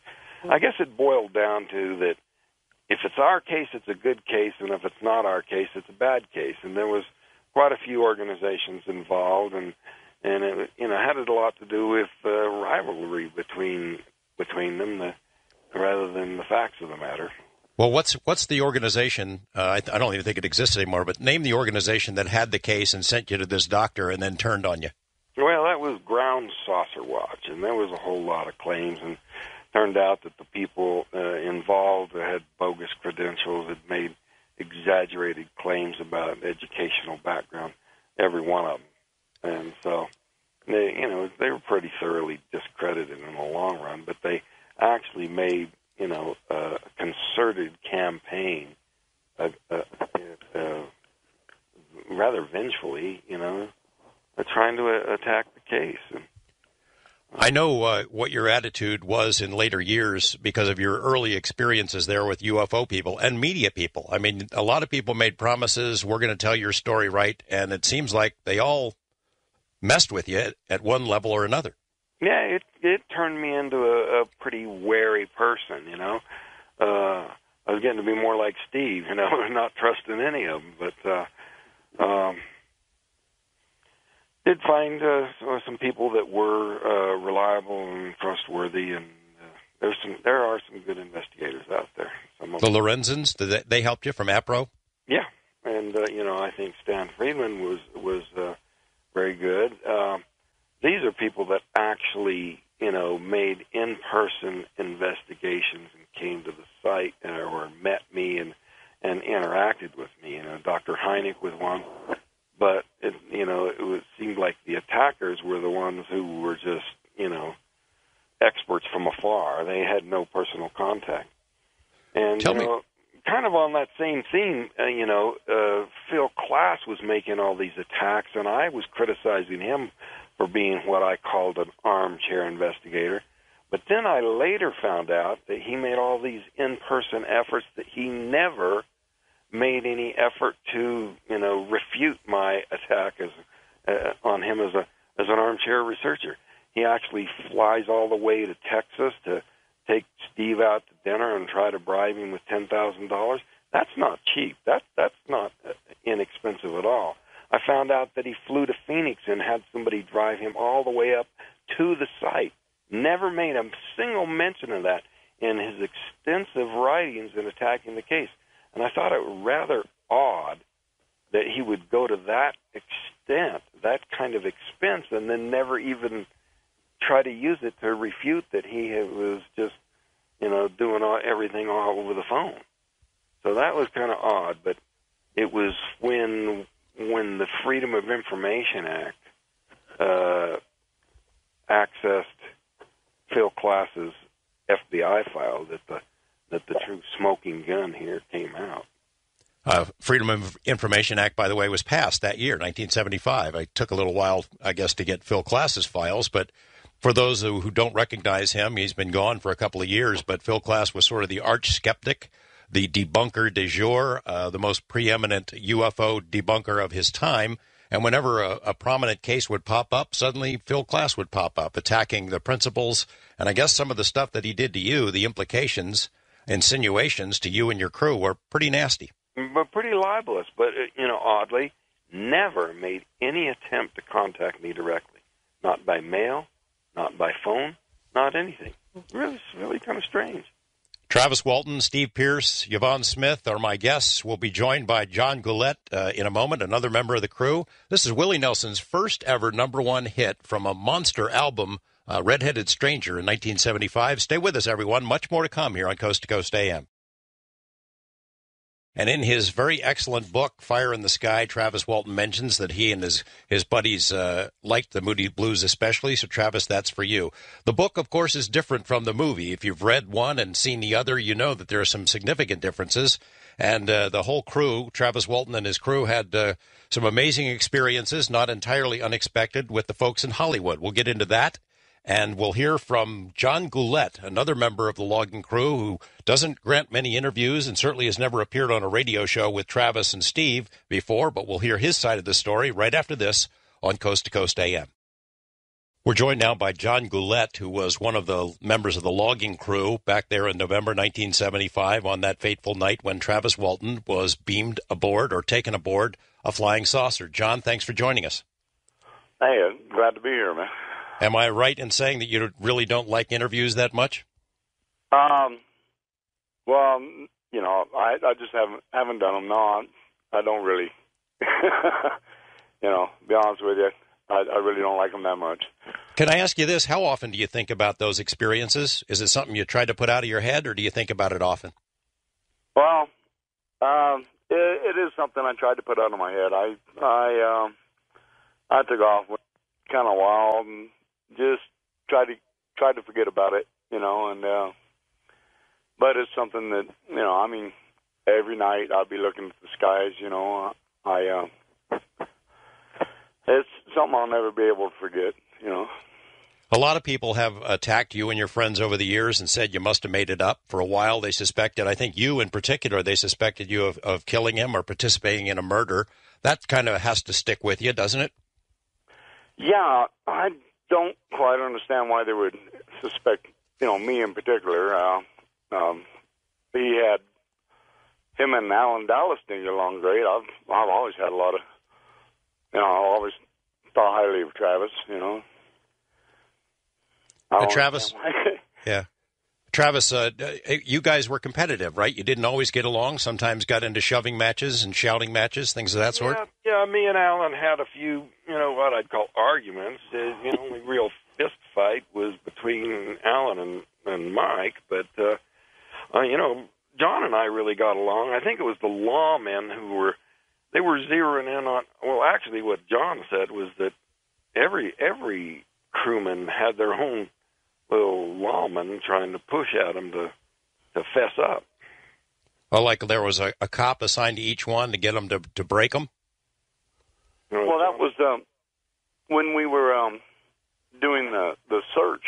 I know I was with a group of people, you know, the search the next day looking for Travis. I was with a group of people, and I did have a deputy with me who kept asking me, you know, hey, you know, you just tell us where the body is, and now we can all go home, and, you know, won't have to do this anymore. And, you know, I don't know if, you know, I really don't know if the other ones, if, you know, we were kind of separated. John, we heard Steve's explanation of what was going on in the truck after this weird incident. Why don't you tell us what was going through your head? Were you scared like everybody else? Oh, I was terrified. I mean, I'd had a lot of adventures in my life, you know, and a lot of, you know, and nothing can compare to that because, I mean, you know, you're looking at this thing and it's absolutely perfect. You know what I mean? I mean, if it had been a group of guys or an animal, something like that, you know, attacking us or something like that, you know, you stand a chance. But looking at this thing, I knew immediately that, you know, there was nothing we could do. You know, we were helpless against it. You know, Steve has described the town as sort of divided. I'll go to him in a second, but first I want you to tell me, how did it evidence that way? I mean, how did you know the town was divided? Was it just kind of a whisper thing, or everywhere you'd go people would point and talk about it, or what? Well, you know, at that time, you know, I was pretty rowdy. I went out and I partied a lot. You know, I went to the bars and stuff, you know, and I didn't know if I was going to a bar, if I was going to, you know, somebody going to buy me a drink or want to fight, you know, or you know, they would have. I got a lot of people that constantly, you know, say, "Oh, you know, they're going to find Travis, and you guys are all going to prison," you know, and you know, they thought we were. I'm not quite sure what they were thinking. They seemed, you know, like like, you know, I mean, there was a tough bunch of guys, you know. I mean, they're out there, they worked hard every day, you know, and they were all pretty strong, you know. I mean, everybody was quite physically capable of doing what they were assuming we did, you know, but that's not, you know, I had a real hard time dealing with it, you know, because I'm not that kind of person, you know. You know, I wouldn't never murder anybody or something, you know. I mean, and one of the crew members, one of the people I worked with, and somebody I'd known since my teenage years, you know. I mean, I couldn't quite understand, you know. That's basically, I left the area because of it, you know, and went somewhere where nobody knew who I was or nobody knew about the incident, you know, and I never talked about it for many years, you know. Steve, the same question about how the town was divided. How did it manifest itself? How did you know? Same kind of thing? Just wherever you go, people are talking about it? Yeah. Pointing fingers, and, you know, people be talking and look at you as they're talking to each other as you walk by. And most of the people there that I ran into thought we killed him. You know, they thought we... They didn't think I killed him because I was the youngest one, but they thought I was covering it up for the rest of the guys. Travis, after you come back, I mean, after it's clear that you haven't been murdered, what is the reaction then? Because they still suspect you guys are up to something, don't they? Well, yeah. People were desperate to explain it away any way they could, and basically they threw everything but the kitchen sink at us. You know, and a lot of the theories that were coming at us were mutually exclusive. You can't believe that and that, but some of these theories that didn't agree with each other, that contradicted each other, were coming from the same people. It was just crazy how, you know, basically, you know, everything they could think of. And it really says more about the motives of the people who are making the attacks when it's got nothing to do with the facts. And the, you know, it's kind of like the urine sample that the doctor examined. You know, there were no drugs in it, so, well, then maybe it wasn't really my sample. But since there were no ketones in it, suggesting no starvation, then they flip-flop and say, well, then that's proof of, you know, something else. So, you know, they're using the same evidence in a flip-flopping kind of way that it was just crazy, you know. Same thing with the polygraph tests, right? Well, you know, at the time that the crew passed the test, the president of the American Polygraph Association stated that the odds were over 1,000,000 to 1 of that many people passing a test on the same issue and there being any kind of, you know, testing error. Because, you know, there is a small amount of error. But, you know, now there's over 16 past tests. So who knows what the odds would be. You know, I've taken and passed 5 different tests from 3 different examiners, you know, all of them top-notch examiners. But it seems that no matter what, no matter how much evidence there is, there's always going to be people who will try to knock it down. No amount of proof, no amount of evidence is enough for them. You wrote in your book, even if I could have brought back some piece of physical proof, there were some hardcore disbelievers who still would not accept it, meaning like a chunk of a flying saucer or the object that you used to wave them off. Yeah. It just seemed like nothing was enough. And it's really not that they were disbelieving. I really think some of these people had an agenda that, you know, they might have even actually secretly believed it, but were just attacking it for some other motive. Did there come a point, maybe John, I'll ask you this question first, and then Steve, then Travis. Did there come a point where all of you from the crew got together and said, we need to stick together on this, we need to prove our story? Not so much because we're in trouble, but to prove it for our own mental well-being. John? Well, you know, I don't remember a situation like that. At the first we were all there, you know, backing it up, but, you know, I mean, like I said, you know, it wasn't very long before I had enough, and I was ready to go, you know. I was ready to get out of there. I didn't want to deal with it anymore. I do admire, Travis, and for all these years for standing there and telling the truth. I'm a little ashamed that I didn't do it, but that's the only reason I will do interviews now is because he stood there and told the truth about the thing the whole time. I'm a little embarrassed that I didn't. But I don't think these guys have anything to be ashamed of. And, every place I've talked where anybody even made the suggestion that these guys were, less than courageous in taking off it when they did, I got to tell them. Where do you get the we at? You got no reason to criticizing these guys because, I think that they were, pretty courageous in the way they handled it. I didn't say we. I said me. I meant I'm the one. I went off. I got away from it. I didn't say everybody else. I don't know what everybody else did. Yeah, because I was gone. It really wasn't that collaborative. In a lot of ways, it wasn't a group of buddies. That would get together and really unify that much. We were all just out there because of the job. Right. So let's go back to the critical moment, and I don't want to belabor this, and if you don't want to talk about it, we don't have to, but, this craft has just zapped Travis, your coworker, with this beam. You think he's dead. You all take off. Is there guilt about that? Well, it's good. We did not take off. Mike Rogers took off. Right. We were in the pickup. We had no choice. Well, how did you feel about going back? We all decided to go back to look for him. It was the right thing to do. Besides, we seen it take off. We knew it was gone. I don't. Mike was terrified. Just same as the rest of us. He took off, and Mike was pretty much the leader of the group. When he pretty much is the one who decided to go back. Travis and him were great buddies, and that was his friend back there.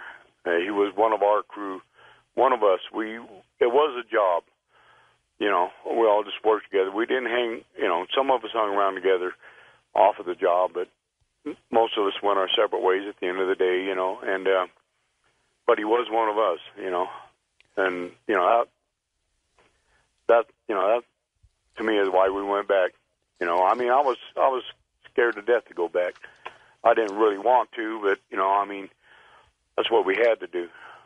Well, I'm just a guy who read the book and saw the movie, but I think you showed remarkable courage. I think your reaction initially was perfectly natural and understandable. The fact that you went back a few minutes later to go look for him, it showed remarkable courage. And I wasn't talking about that courage at that moment. I was talking about after he was gone, after we took a lie detector test, after he come back and that, I was talking about my own personal courage that I got away from I got away from what was going on about what had happened. I didn't want to deal with that. Going back and looking for him, that's what you got to do. But dealing with all the people, the questions, the accusations, and that. I just wanted to get away from that. John, you're only here a couple more minutes in this segment, so I want to ask you a little bit and then get to Steve and Travis about the movie. Steve had told us he didn't even realize there was a movie being made until he saw Travis on television talking about it. When did you first see it? I guess I should ask. I was living in Blythe, California. I was contacted about it. It was before they started the production. I did go to Phoenix, and I can't remember the guy's name. Tracy Torme. Anyway, those people had contacted me and asked me to come to Phoenix and try to find some of the others. Because a lot of the times people who were on the crew were people I brought up from Phoenix.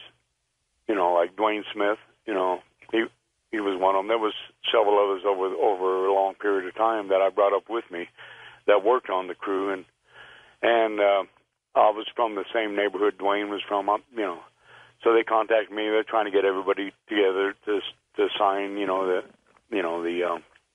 what do you call it? Where Releases? Yeah, the releases to But, I couldn't find Dwayne. Nobody knew where he was, And, so I knew of, several months before the movie was released, And what was your impression of the movie and how you were treated by Hollywood? And then we'll get the same question for the other guys. Well, I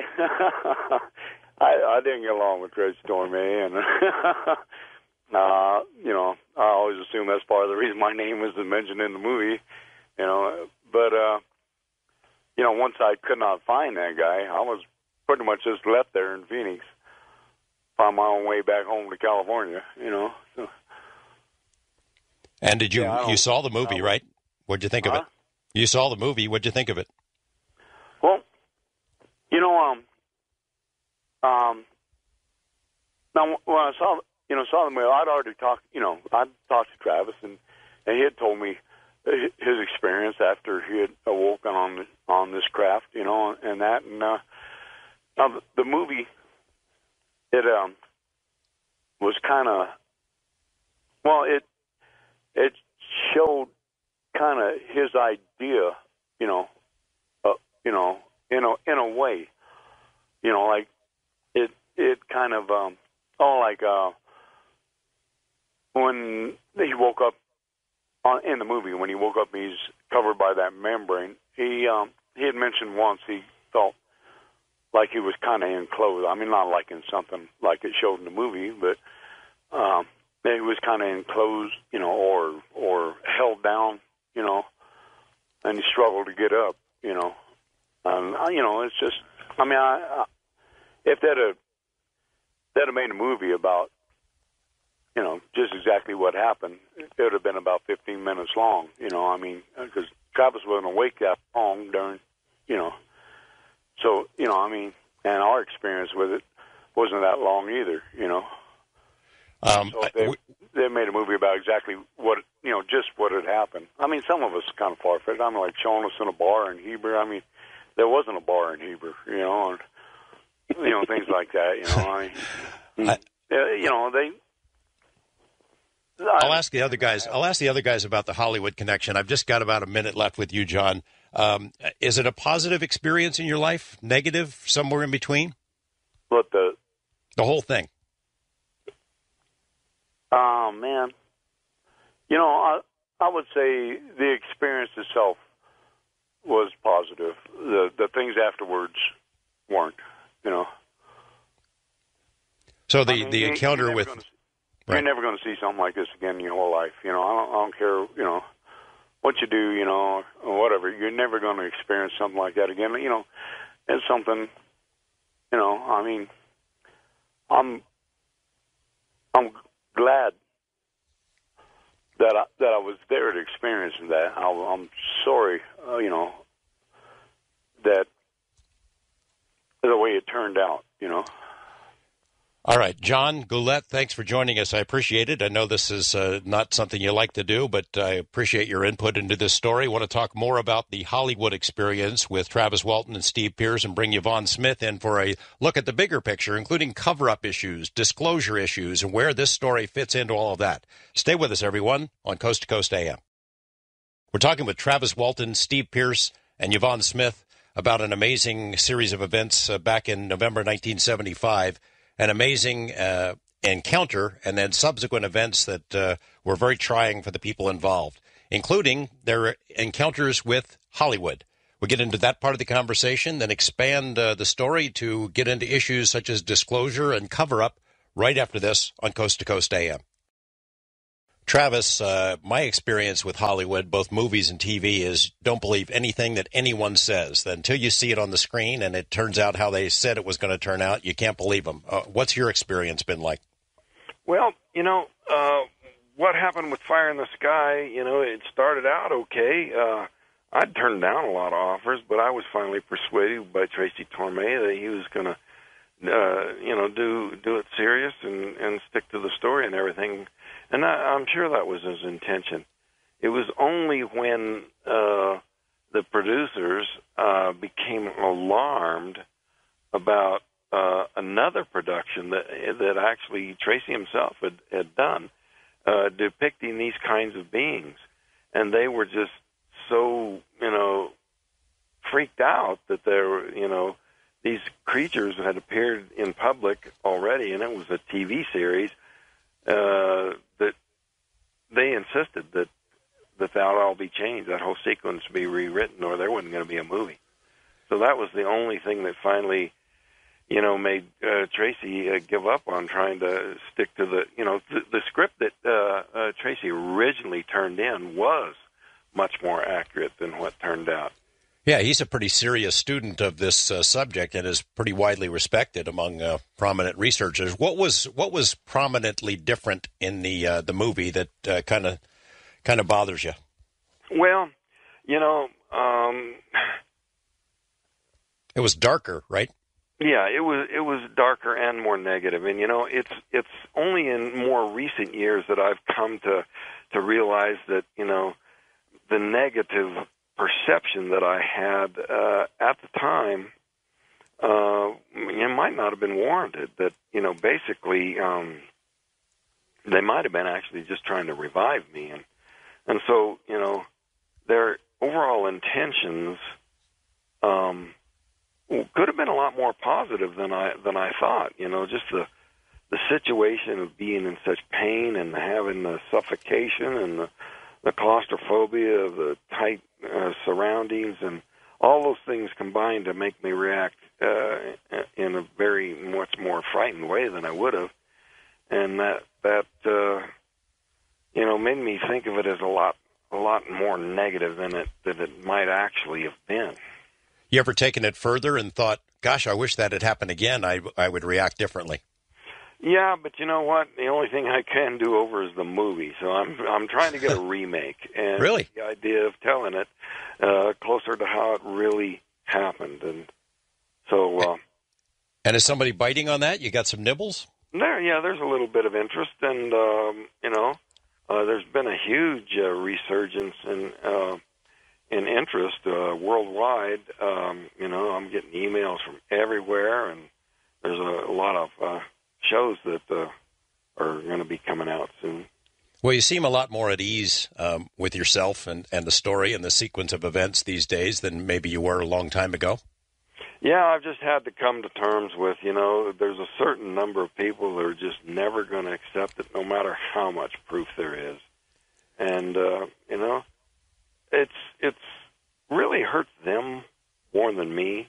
And, that's just not a rationalization. That's really the way it is, because here's a really profound truth that can affect your life in a constructive way if you can make this fit into trying to make some kind of sense of the universe. But if you want to deceive yourself about something and believe something is not true that is true, you're the one who's lying to yourself. So, I can only feel sorry for people like that. Ultimately, no, I'm not claiming that doesn't bother me and it doesn't have a negative effect on my life. I'd much rather I wasn't treated the way I've been treated by some people. But, you can't have it all. The acceptance has grown. Things have changed. Well, let's talk about. I'm sorry. Go ahead. Yeah, back when this happened, they didn't know of a single planet outside the solar system. That's all changing now with Kepler and identifying literally billions of planets. They're virtually certain exist in our own galaxy. Well, let's talk about that a little bit with Yvonne. Yvonne, you struggle for credibility in this field. I can't imagine, though, no matter what kind of proof, that you're ever going to have mainstream science take this seriously, give it credibility. You have a case like this with these 7 witnesses. Their stories have held up, that stood the test of time. They passed the polygraph tests. Their story's consistent.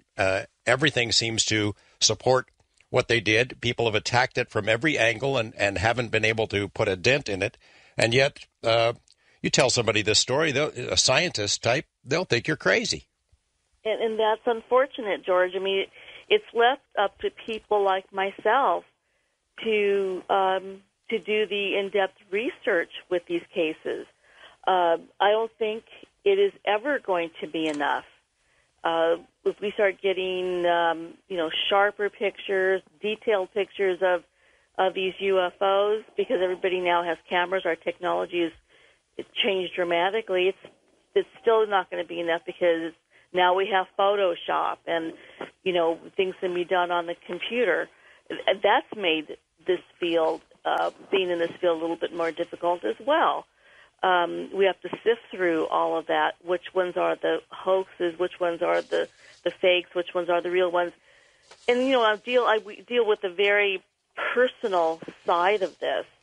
And I sit here and I was listening to this. First time I've heard John describe his side of the story, and Steve, and have them to listen to them from their point of view is just, it's compelling to me because I'm just eyeball deep in this work, and what happened to Travis and everybody.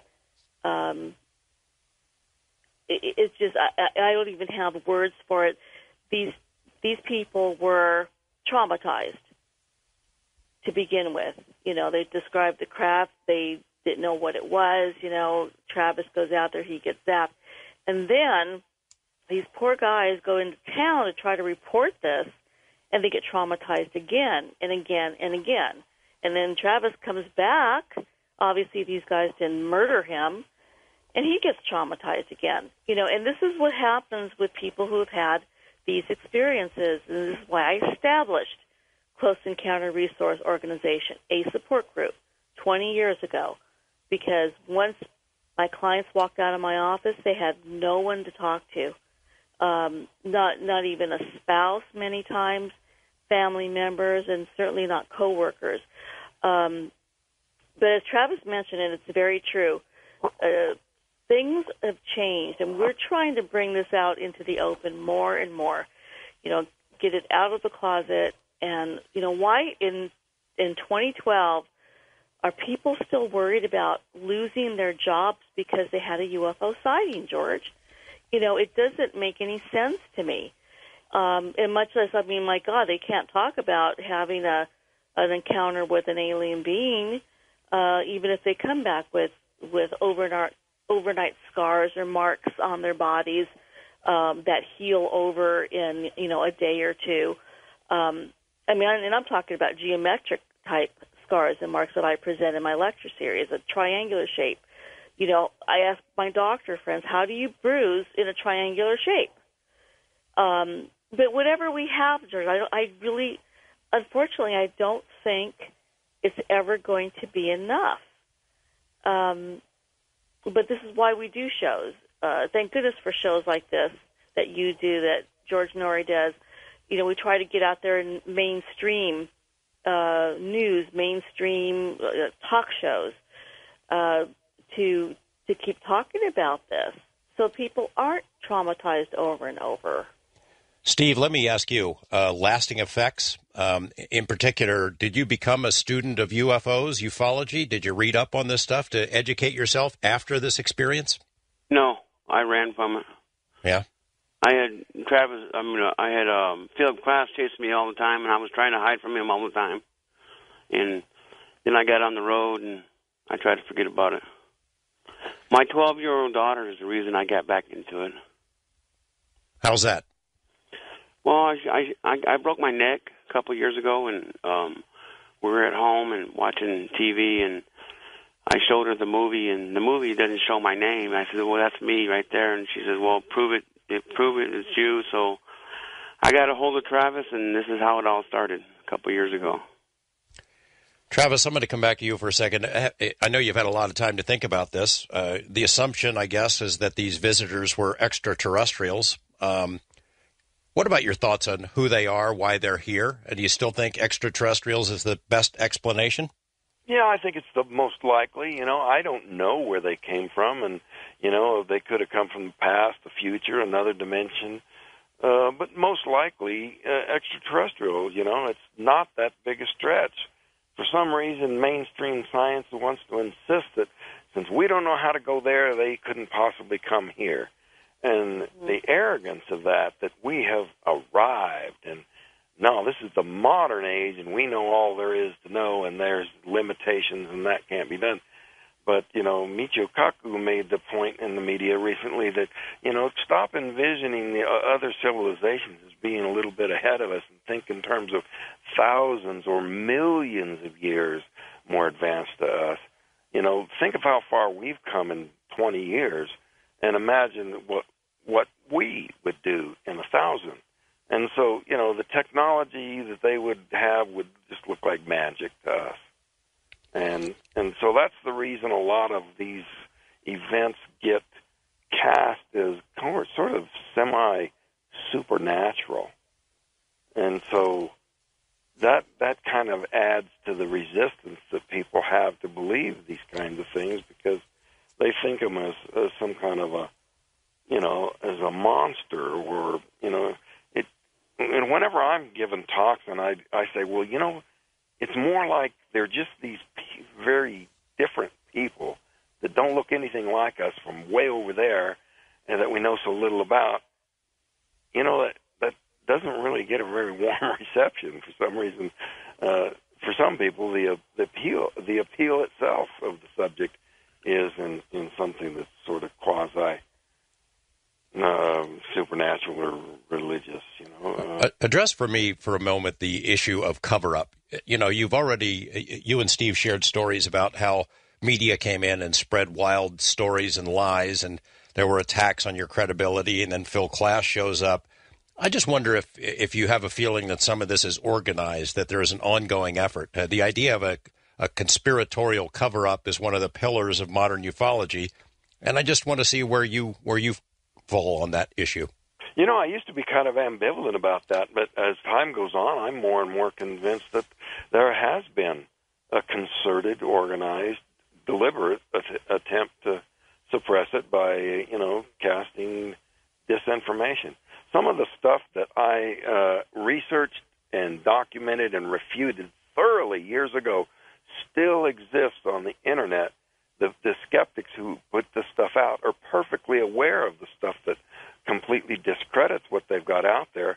But when I try to post on there, they won't allow it. So they're disinformationists. They're deliberately presenting something that they know has no credibility. So, yeah, I think that there's an active effort to discredit this, and I agree with the idea that the government is never going to voluntarily come forward and say, okay, all right, enough people complained about this that we're going to give in. No way, that ain't going to happen. That would be too much like saying, okay, well, we were lying then, but now we're telling the truth. Their credibility would evaporate. Well, we're on the same page on that. Yvonne, same question for you. Do you see evidence in your particular field, the abduction research, that there's a hand of someone involved to make it less credible? Oh, absolutely.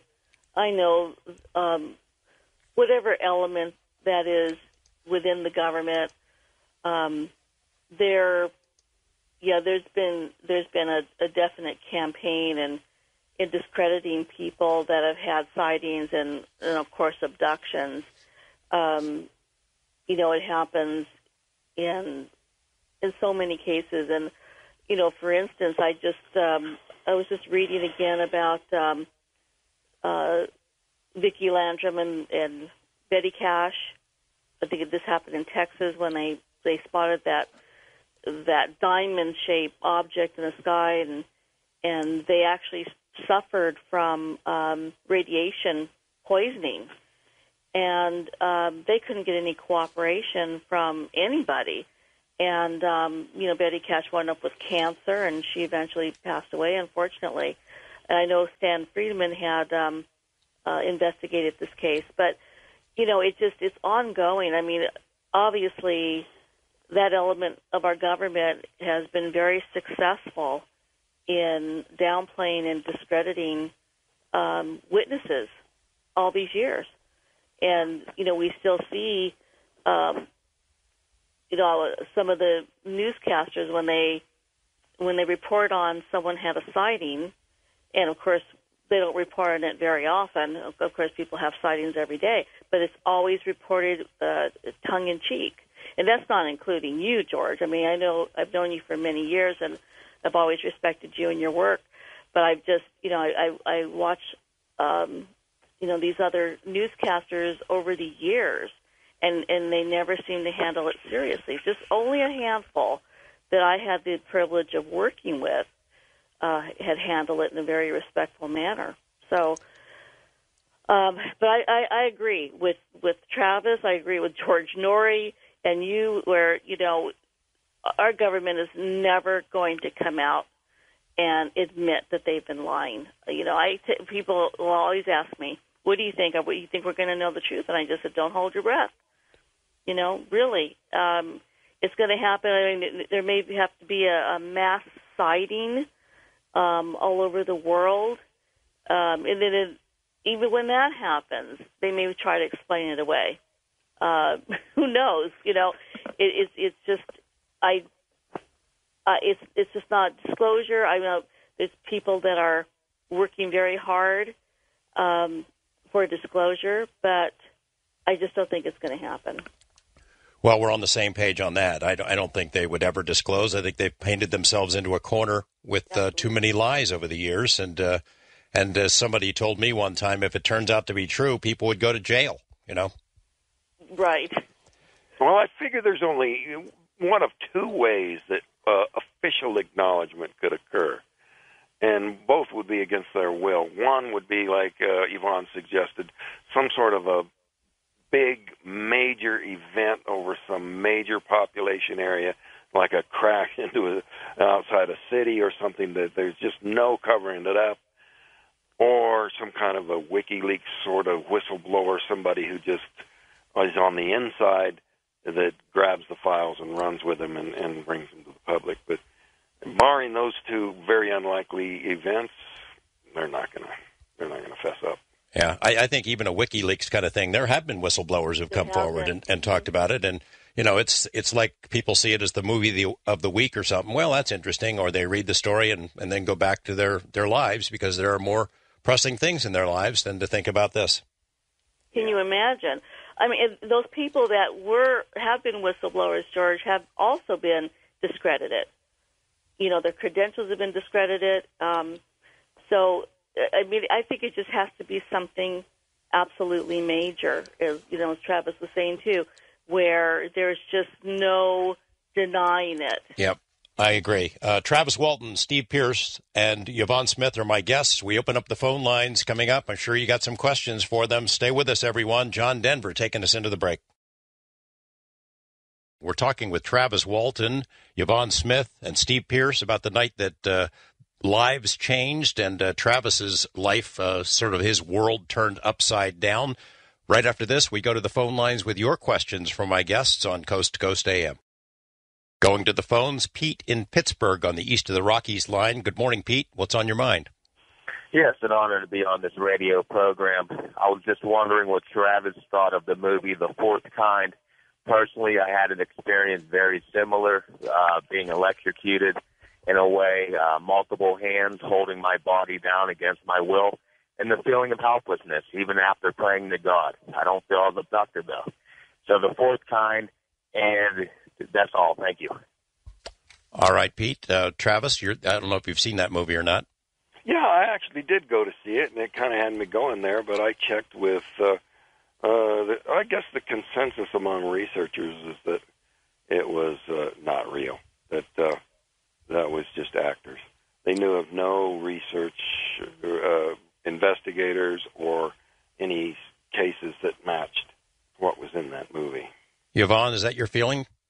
Oh, definitely. I did some research about this case because I thought, oh my God, if this is a real case, I want to travel to Nome, Alaska, and talk to some of these people.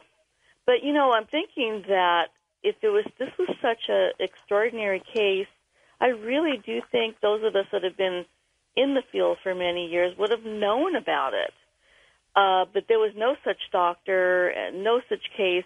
And in fact, I had clients calling me and emailing me because they were so alarmed by the portrayal of the hypnosis sessions. I mean, it really frightened them. And to me, they looked more, they resembled more of exorcisms than they were hypnotic regression sessions. And I assured, the people that called me that that does not happen. In hypnosis, you're not in danger. It was just, unfortunately, it was, they portrayed it in a documentary fashion, but it was not real, not a real case. It freaked a lot of people out, people who've had similar experiences. Travis, I want to ask about your health. Yvonne had mentioned the Cash Landrum case that ended badly for at least one of the people involved, something that sounds like radiation poisoning. What about your health long term? Any kind of lingering consequences? Not really. It's actually kind of the opposite for me. I've just been really, really healthy. Well, it just makes me wonder what that beam was. Well, whatever was present at the site had an effect on the trees that were growing there that was positive. But I was just talking to a technician here recently who was saying that the military has some kind of a long-wave antenna that they use to communicate with submarines that they actually discovered was having that kind of an effect on the growth of the trees where this antenna was erected. So I was kind of really intrigued about that. That's something I'd never heard about before. You're saying that the in the area where this happened to you, that there were positive, like the foliage grew more? Yeah, and this was proven through growth ring analysis, and there's even been some follow-up to that it was quite pronounced. And on top of that, recently I recovered from the center of the site a core sample out of a tree that was cut down the year before. We were cleaning up the logging damage from the previous logging contract. So this tree was, I haven't finished counting the rings, but it was, in excess of maybe 250 years old. And what it did was show a uniformity in the growth rings for, over 2 centuries that shows that there was no kind of climatic variability that would account for the really extremely thick growth rings that occurred in the trees immediately after the incident. So you've been back to the site. It's still there. You can find it. Yeah, and it's quite interesting that this growth rate thing, some of the trees were killed by a forest fire that went through there, and we discovered that in 2 different species, fir and ponderosa pine, that the rapid growth segment on the tree after the tree had died was more resistant to rot. The thinner growth rings, what you would expect the exact opposite. The slow-growing trees have a higher percentage of minerals and or just resist decay to a higher degree, and rapid-growing plants, like underbrush and stuff like that, rots down very quickly. But in the case of these trees, that rapid growth material resisted rot to a remarkable degree. It's still solid, whereas the normal growth is what's rotting first. You're going to have to update the book and add that as a chapter, or at least some footnotes. Yeah. There's a number of very interesting discoveries that I'm going to put together into a final edition. Anything else you want to share, or you're saving that for the book? Well, I'm not saving it. It's just ongoing research. It's not kind of finished. So there's a lot of interesting stuff that's come out even after here 35 years. New stuff. West of the Rockies, Patrick in Washington. Good morning, Patrick. Hey, George. Hey, your partner last night, George, John B. Wells, was playing some excellent Jethro Tull. Good for him. Good selection. What's on your mind? Well, my question for Travis would be, since this event happened to him, I'm sure he's been into paranormal studies and stuff. And what would he say was the closest event, like the true story behind the Amityville horror story? What's the closest event he would parallel to his? Well, I guess your intuition isn't accurate about my interest in paranormal. The truth is, I'm kind of like Steve in that department. It's actually kind of a subject I run away from to a certain extent. Inevitably, people bring stories to me, and I pick up a few things by osmosis, but I have not done any study about other UFO cases or any kind of paranormal stuff. Patrick, thanks for the call. First-time caller, John in Hollywood. Hi, John. Hi, George. George, right? Yes. Yes. Yeah. Hey, I have a question for Travis. And Shoot. just a couple of questions. First of all, I'd like to know if he had any detail of the spaceship. And in 1975, when this happened, it was around the time that Close Encounter of the Third Kind came out. And also, if this has shaken his faith in any way. And is it possible maybe that these people in the Area 51, the government, has alien technology, they have aliens, and the guy that was on the spaceship that grabbed him by the arm, they say it was like a doc or something, but he didn't talk to him, but he was a regular person that he saw, that maybe the aliens are showing these people, are showing the government how to do it, how to abduct people or whatever. So I wanted to know about that. Thank you. Okay, well, there's a bunch. Let's start with the faith question. Travis, I don't know if you're a religious guy to begin with. Well, I consider myself a spiritual person rather than a religious person, and I don't think it's altered that. I see no contradiction in the existence of beings on other planets.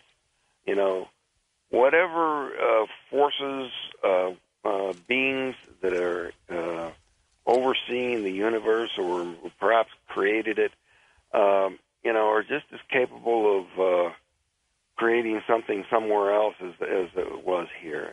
And I just see no contradiction. And, I've been approached by people from a variety of religions. And,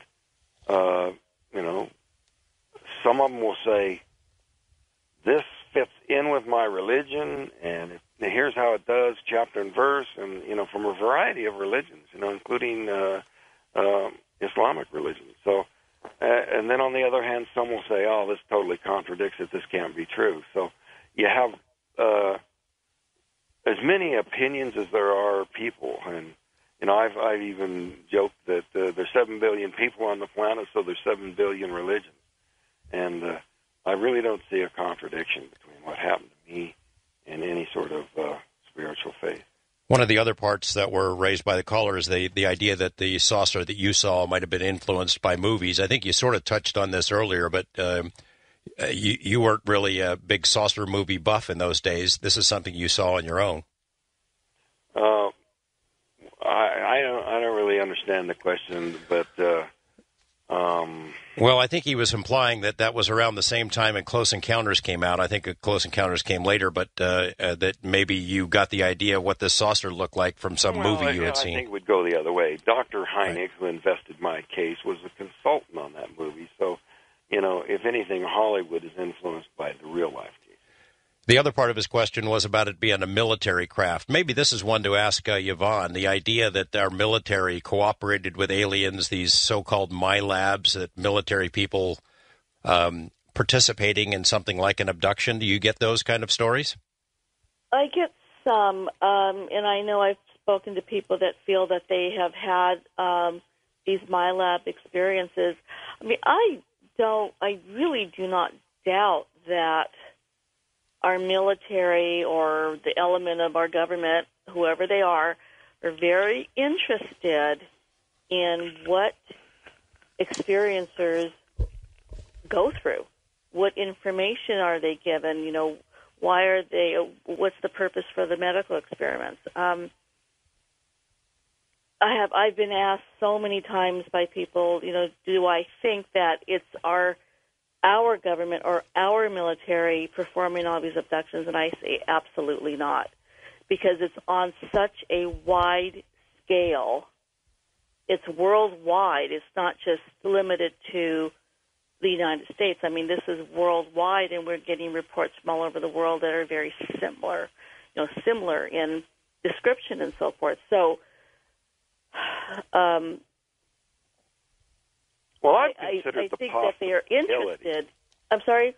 I've considered the possibility that perhaps some of what is... Some, yes. I was just going to say that they are interested in what what these abductees go through, and or that they're trying to muddy the waters a little bit.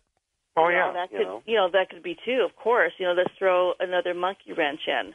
Well, it would be a handy cover story to cover up for some new sorts of craft they might have to blame it on the UFOs as a cover up.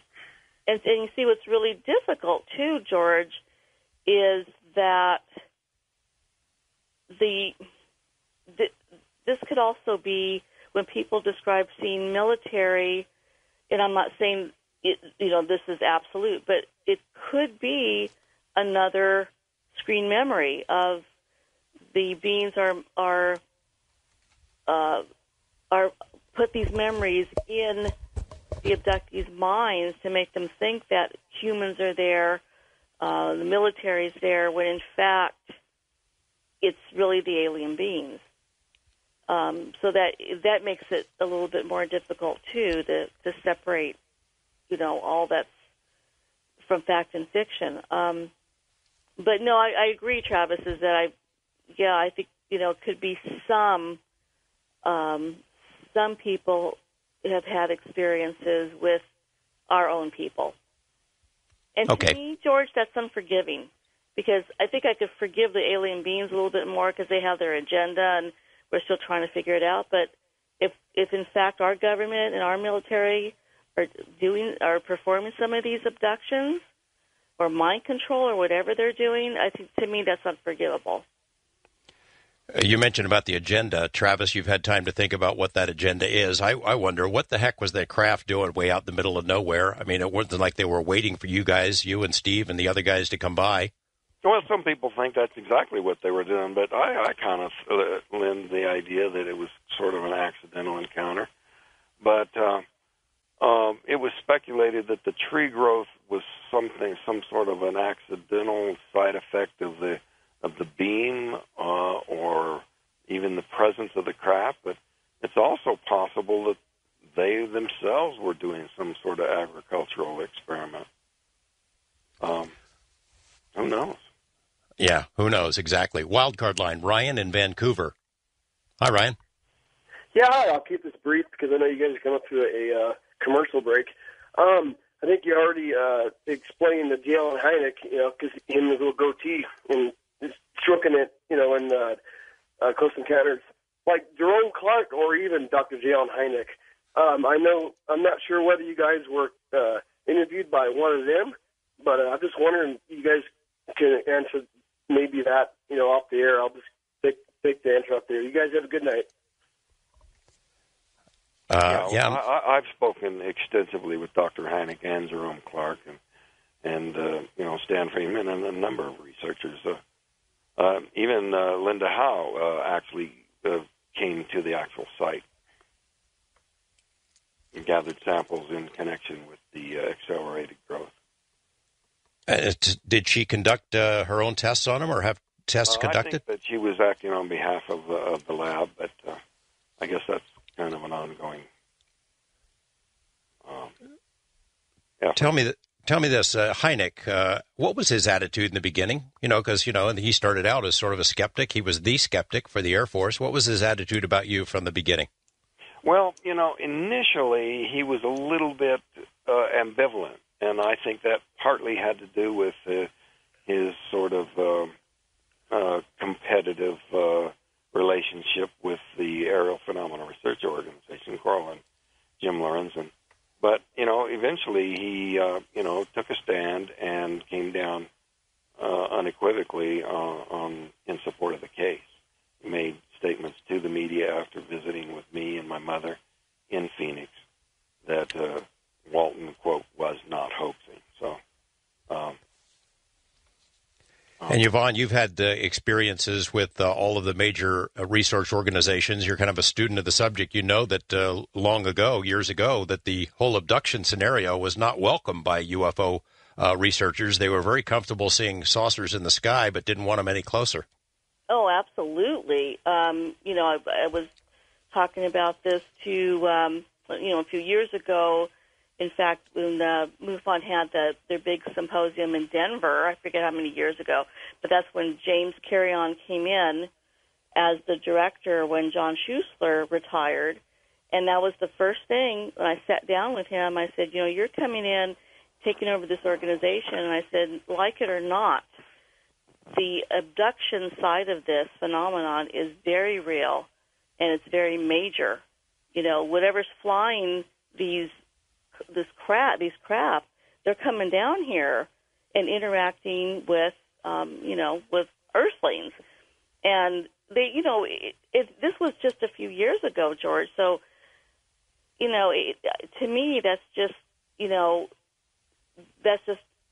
unforgivable that the abduction side of it is to be ignored because, they're uncomfortable with it. But it's happened on such a large scale that really we really have to sit and take notice of what's going on. I mean, I mentioned I've done this for 21 years, and we still don't have all the answers. No, we don't, and I hope we get them while we're all still here. We're talking with Travis Walton, Yvonne Smith, and Steve Pierce. Harry Chapin taking us into the break with the only number one song he ever had. Stay with us here. Much more to come, going into the home stretch here on Coast to Coast AM. The phone lines are full with your questions for my guests, Travis Walton, Steve Pierce, and Yvonne Smith. We'll get to as many of your calls as we can in our final segment coming up here on Coast to Coast AM. Going back to the phones in a second, Steve Pierce, we haven't heard from you in a while. I know you're not a student of this stuff, and you tried to put it out of your mind for a long time. When you hear the different directions the discussion goes and the different theories about UFOs, is it all sort of overwhelming for you? Yeah, it's kind of different for me, yeah. You have a hard time accepting it? Accepting what I saw, or... No, accepting sort of the bigger theories about aliens, abductions, where they might be from, why they're here, that kind of stuff. Well, it's kind of interesting because I really wasn't into it until a couple of years ago. I don't even watch Star Trek movies or anything. I don't watch any kind of, space movies or nothing. So, and I don't read about nothing. I never read about them. So this is all kind of new to me. Well, you have a lot of people who are envious of you just for seeing what you saw. West of the Rockies, Sam in Montana. Hi, Sam. Yes, hello. I was wondering, Travis, who played you in that movie? Who was the guy? That was D.B. Sweeney. Right. I saw the movie years ago. So it's the same movie. Okay. My main question is, I have this thing, and I see this light in the sky. A lot of people think it's a star, but it's like a big star, and it follows me. And if I'm walking, I can stop, and it will, readjust to stop with me and then stay there. I call it my friend in the sky. So somebody said it was Jupiter, and I'm like, no. So I was coming back from fishing with a friend of mine, and this thing is there. So we're driving, and I said, Jared, you see that thing out there? Watch. It'll stay right with us. It'll follow us. I go up to about 80, and it's right there even with us. And I said, watch this. I slow down to about 30. It slows down. It stays right there with us. I said, you see that, right? He's like, yeah, Sam, I see it, but I don't want to see it. It's freaking me out. Have you ever heard of something like that? Looks like a white light that follows you? Well, it's possible that, the idea that it's following you is a kind of an illusion that, actually something very large at a large distance is far enough away to where your line of sight to it at one point on the Earth is going to be virtually parallel to a line of sight even a mile away. So you're always looking in the same place, even though the scenery between you and it is changing. So it gives the impression that it's following you. Thank you. That's not to say that, it's not impossible that something is following you, but I'm just saying that, there might be a conventional explanation for your perception. Sam, thank you for that call. First-time caller, Clive in Long Beach. Hi, Clive. Good morning. Good morning. This is to Yvonne.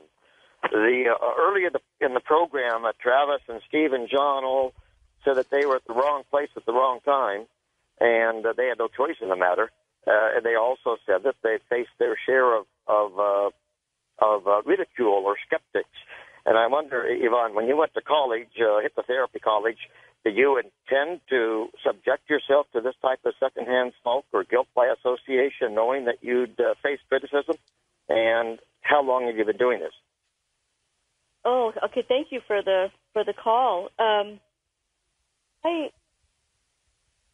I became interested in the field years ago.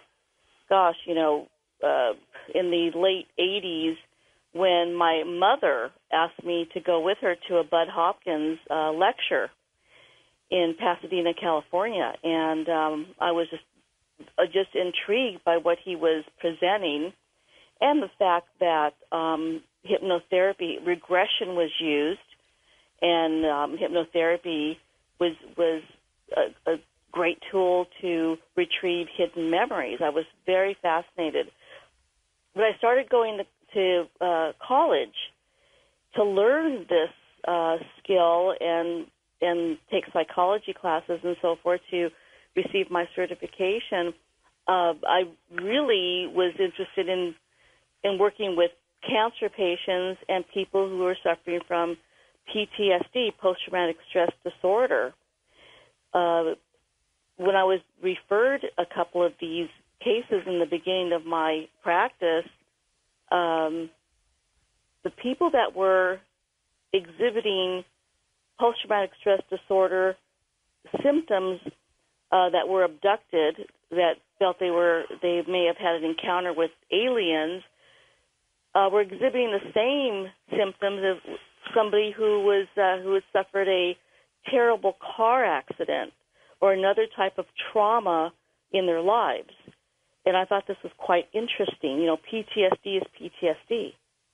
And, I've been doing this for 21 years, and yes, those of us who have done this work, we've put our necks out on the chopping block.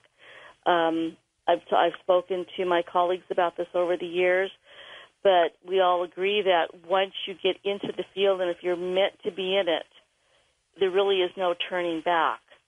Since 2012 started, I've had numerous new cases come to me, and for being January of the new year, I've been extremely busy. So there are people out there that need to know the truth about what happened to them. Clive, thanks for the call. Jeff in Portland on the wildcard line. Hi. Hi, Jeff. I would like to thank you for taking my call, Mr. Knapp. And Mr. Walton, I've been in and out all of those towns in Arizona. In fact, I broke down between Bisbee and Sierra Vista there, and I met a direct descendant of the person who founded your town. And after I saw Fire in the Sky, I took the opportunity to question everyone from that area about that incident. And I want to tell you, sir, what they say when no one else is around and what they say when other people are around is very different. I wanted to lend you my support. I'd never had an incident like that happen to me, but the resistance that I met just even talking about it was, I just had to start saying to people that what you just said to me was just ignorant. But my question is, and I wait a second. Wait, Jeff. What are they saying? Around other people, I mean, there's I don't want to get into the religious thing, but there's a pre-approved answer for everything that happened in that area during the time. But when these people are alone, I mean, this man's last name was Flake that I was talking to that night. I looked him directly in the eye. Okay, I'm sorry. Directly in the eye, and he looked at me back, and I know that he knew. And I was a very young person when I discovered all of this, and I know that you encountered the resistance that you did. I want to thank you for what you did. I'm grateful for you because you've probably affected myself and scores of other young people who probably would have just dismissed this as foolishness. But my question for you, sir, is why? I mean, I personally would have been paralyzed with fear if I was in that truck and not ran under that thing. Why did you do that? Well, it's kind of hard to explain. It was just, something real impulsive. I do feel that I was acting under my own volition. But like I said, it's possible that if they're controlling your mind, they can make you think it was your idea. But still, I was just curious and assumed. I'm sorry to interrupt. I've literally waited like 2 decades to lend you my support and never ever thought this call would happen. But like I said, congratulations for not only making it through the hell that happened after that, but getting to this point. And thank you for taking my call, sir. Which flake did you talk to? His name was... I don't know if I should mention that on the radio. That's probably not fair. But, there's hundreds of them. And there's thousands of them. It was a direct... His grandfather founded the town. Well, that could be all of them. There's a lot of them. There is an orthodoxy locally, and, people are afraid to be supportive, although privately they acknowledge. I was in that car with him, and I know what he was. He was looking in my face, and I know he was a religious man, but he knew what was up, and so did I. And I just got the feeling that he accepted it totally, but had no understanding of it because it had nothing to do with what his life was. And that's what many young people that I encountered from that area are saying. They have these generic, broad sweeping words that they use, weird or strange, whatever. It's just because they don't have the words to say what's on their mind. That's all. Jeff, thank you. Appreciate that. I guess he's making reference to the town as Snowflake, and it was founded by 2 families, right? The Snows and the Flakes. Yeah, true, and that's a family name. We even have a congressman with the last name of Flake, who's also a descendant.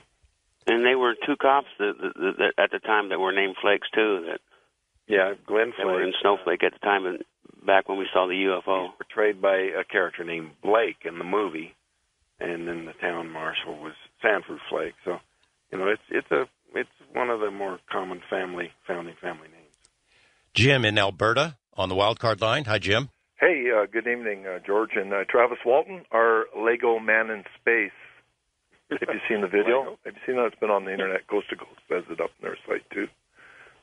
Students set a hot air balloon, helium balloon, a weather balloon up into space or on the edge of space. You look at the video online, just after a minute, about a minute and 1 second, there's something in the background moving, and it looks like a flight path, not a re-enter. It's too high for airliners and too low for spike junk, but it's worth looking. My question is, Trav, have you ever done any, like Betty and Barney Hill, any controlled hypnosis? One time. Really? How did that work out? How did it... It was successful. The intent was to, for the first time, allow me to recount the entire events of what happened.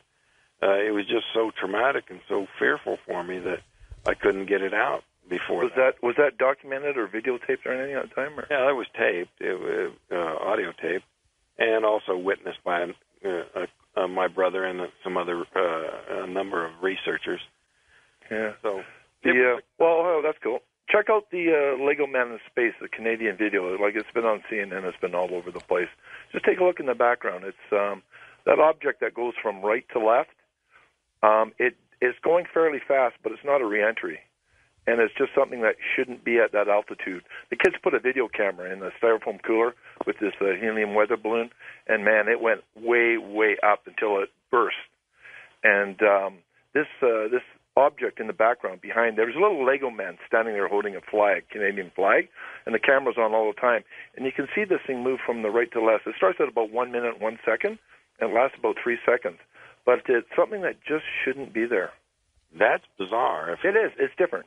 If it's not that Photoshop Yvonne was talking about. No, it's not, because you've seen, like, NASA stuff and whatnot. And, I live on an Air Force base in Cold Lake here up in Alberta, and, I've been around the airplanes and fighters for 30 years, and I saw this, and I just went, whoa.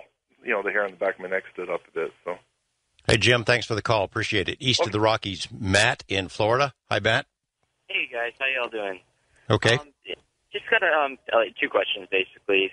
Pretty much for Yvonne and Travis, I guess. First is, what's your opinion of the Ancient Aliens show and the idea that aliens visited us in the past and maybe were mistaken for gods, and maybe even the founding of a lot of our religions?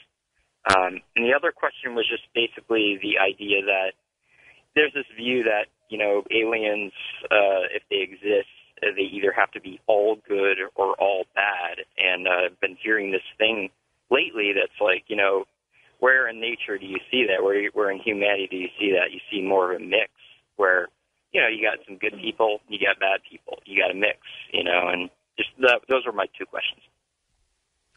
Yvonne, why don't you start? Well, I think the Ancient Alien show is an excellent show, and it's absolutely thought-provoking. I've seen a few segments of it, and how they go and they're talking about the pyramids, and I can't even, it's so much to absorb, but I don't see why that wouldn't be true. That they've been here for, eons. I've been contacted by one of the producers of that show, so we're supposed to be taping a segment for that show in the near future, which I'm very excited about, because I think it's an excellent, very credible show. I'm sorry, George, what was the second part of that question? Well, as part of that, he was questioning about the idea that aliens help create our religions, going along with the question about the show.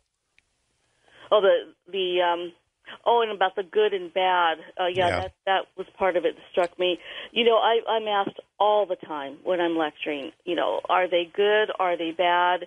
I think, human nature wants it to be black or white. And really, in my experience with all of this,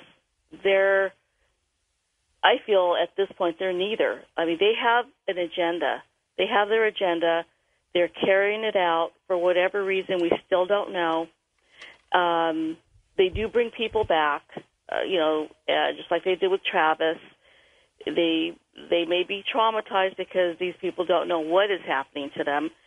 And but we, there's, as the caller said, there's a mix in, with Earthlings down here, that there's good, bad people, and that's how it is, I feel, with the alien beings. I mean, there has to be, hundreds of different species and types, and the scary part is, and the unnerving part is, that we don't know what their agenda is. That's the problem.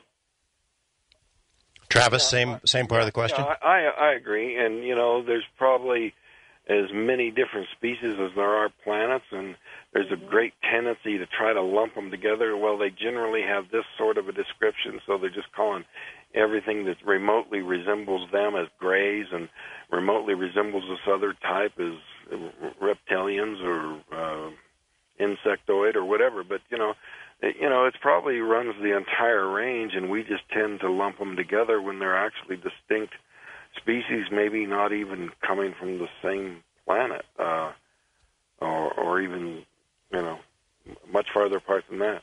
Yeah, it's hard to say there's an agenda. It may be several agendas. The large question is whether we're ever going to know, whether we're being prepared for something, some kind of a long learning curve. I don't know. It drives me crazy. I've been at it for a while, and it drives me crazy that I think that while I'm here, I might not get the answers.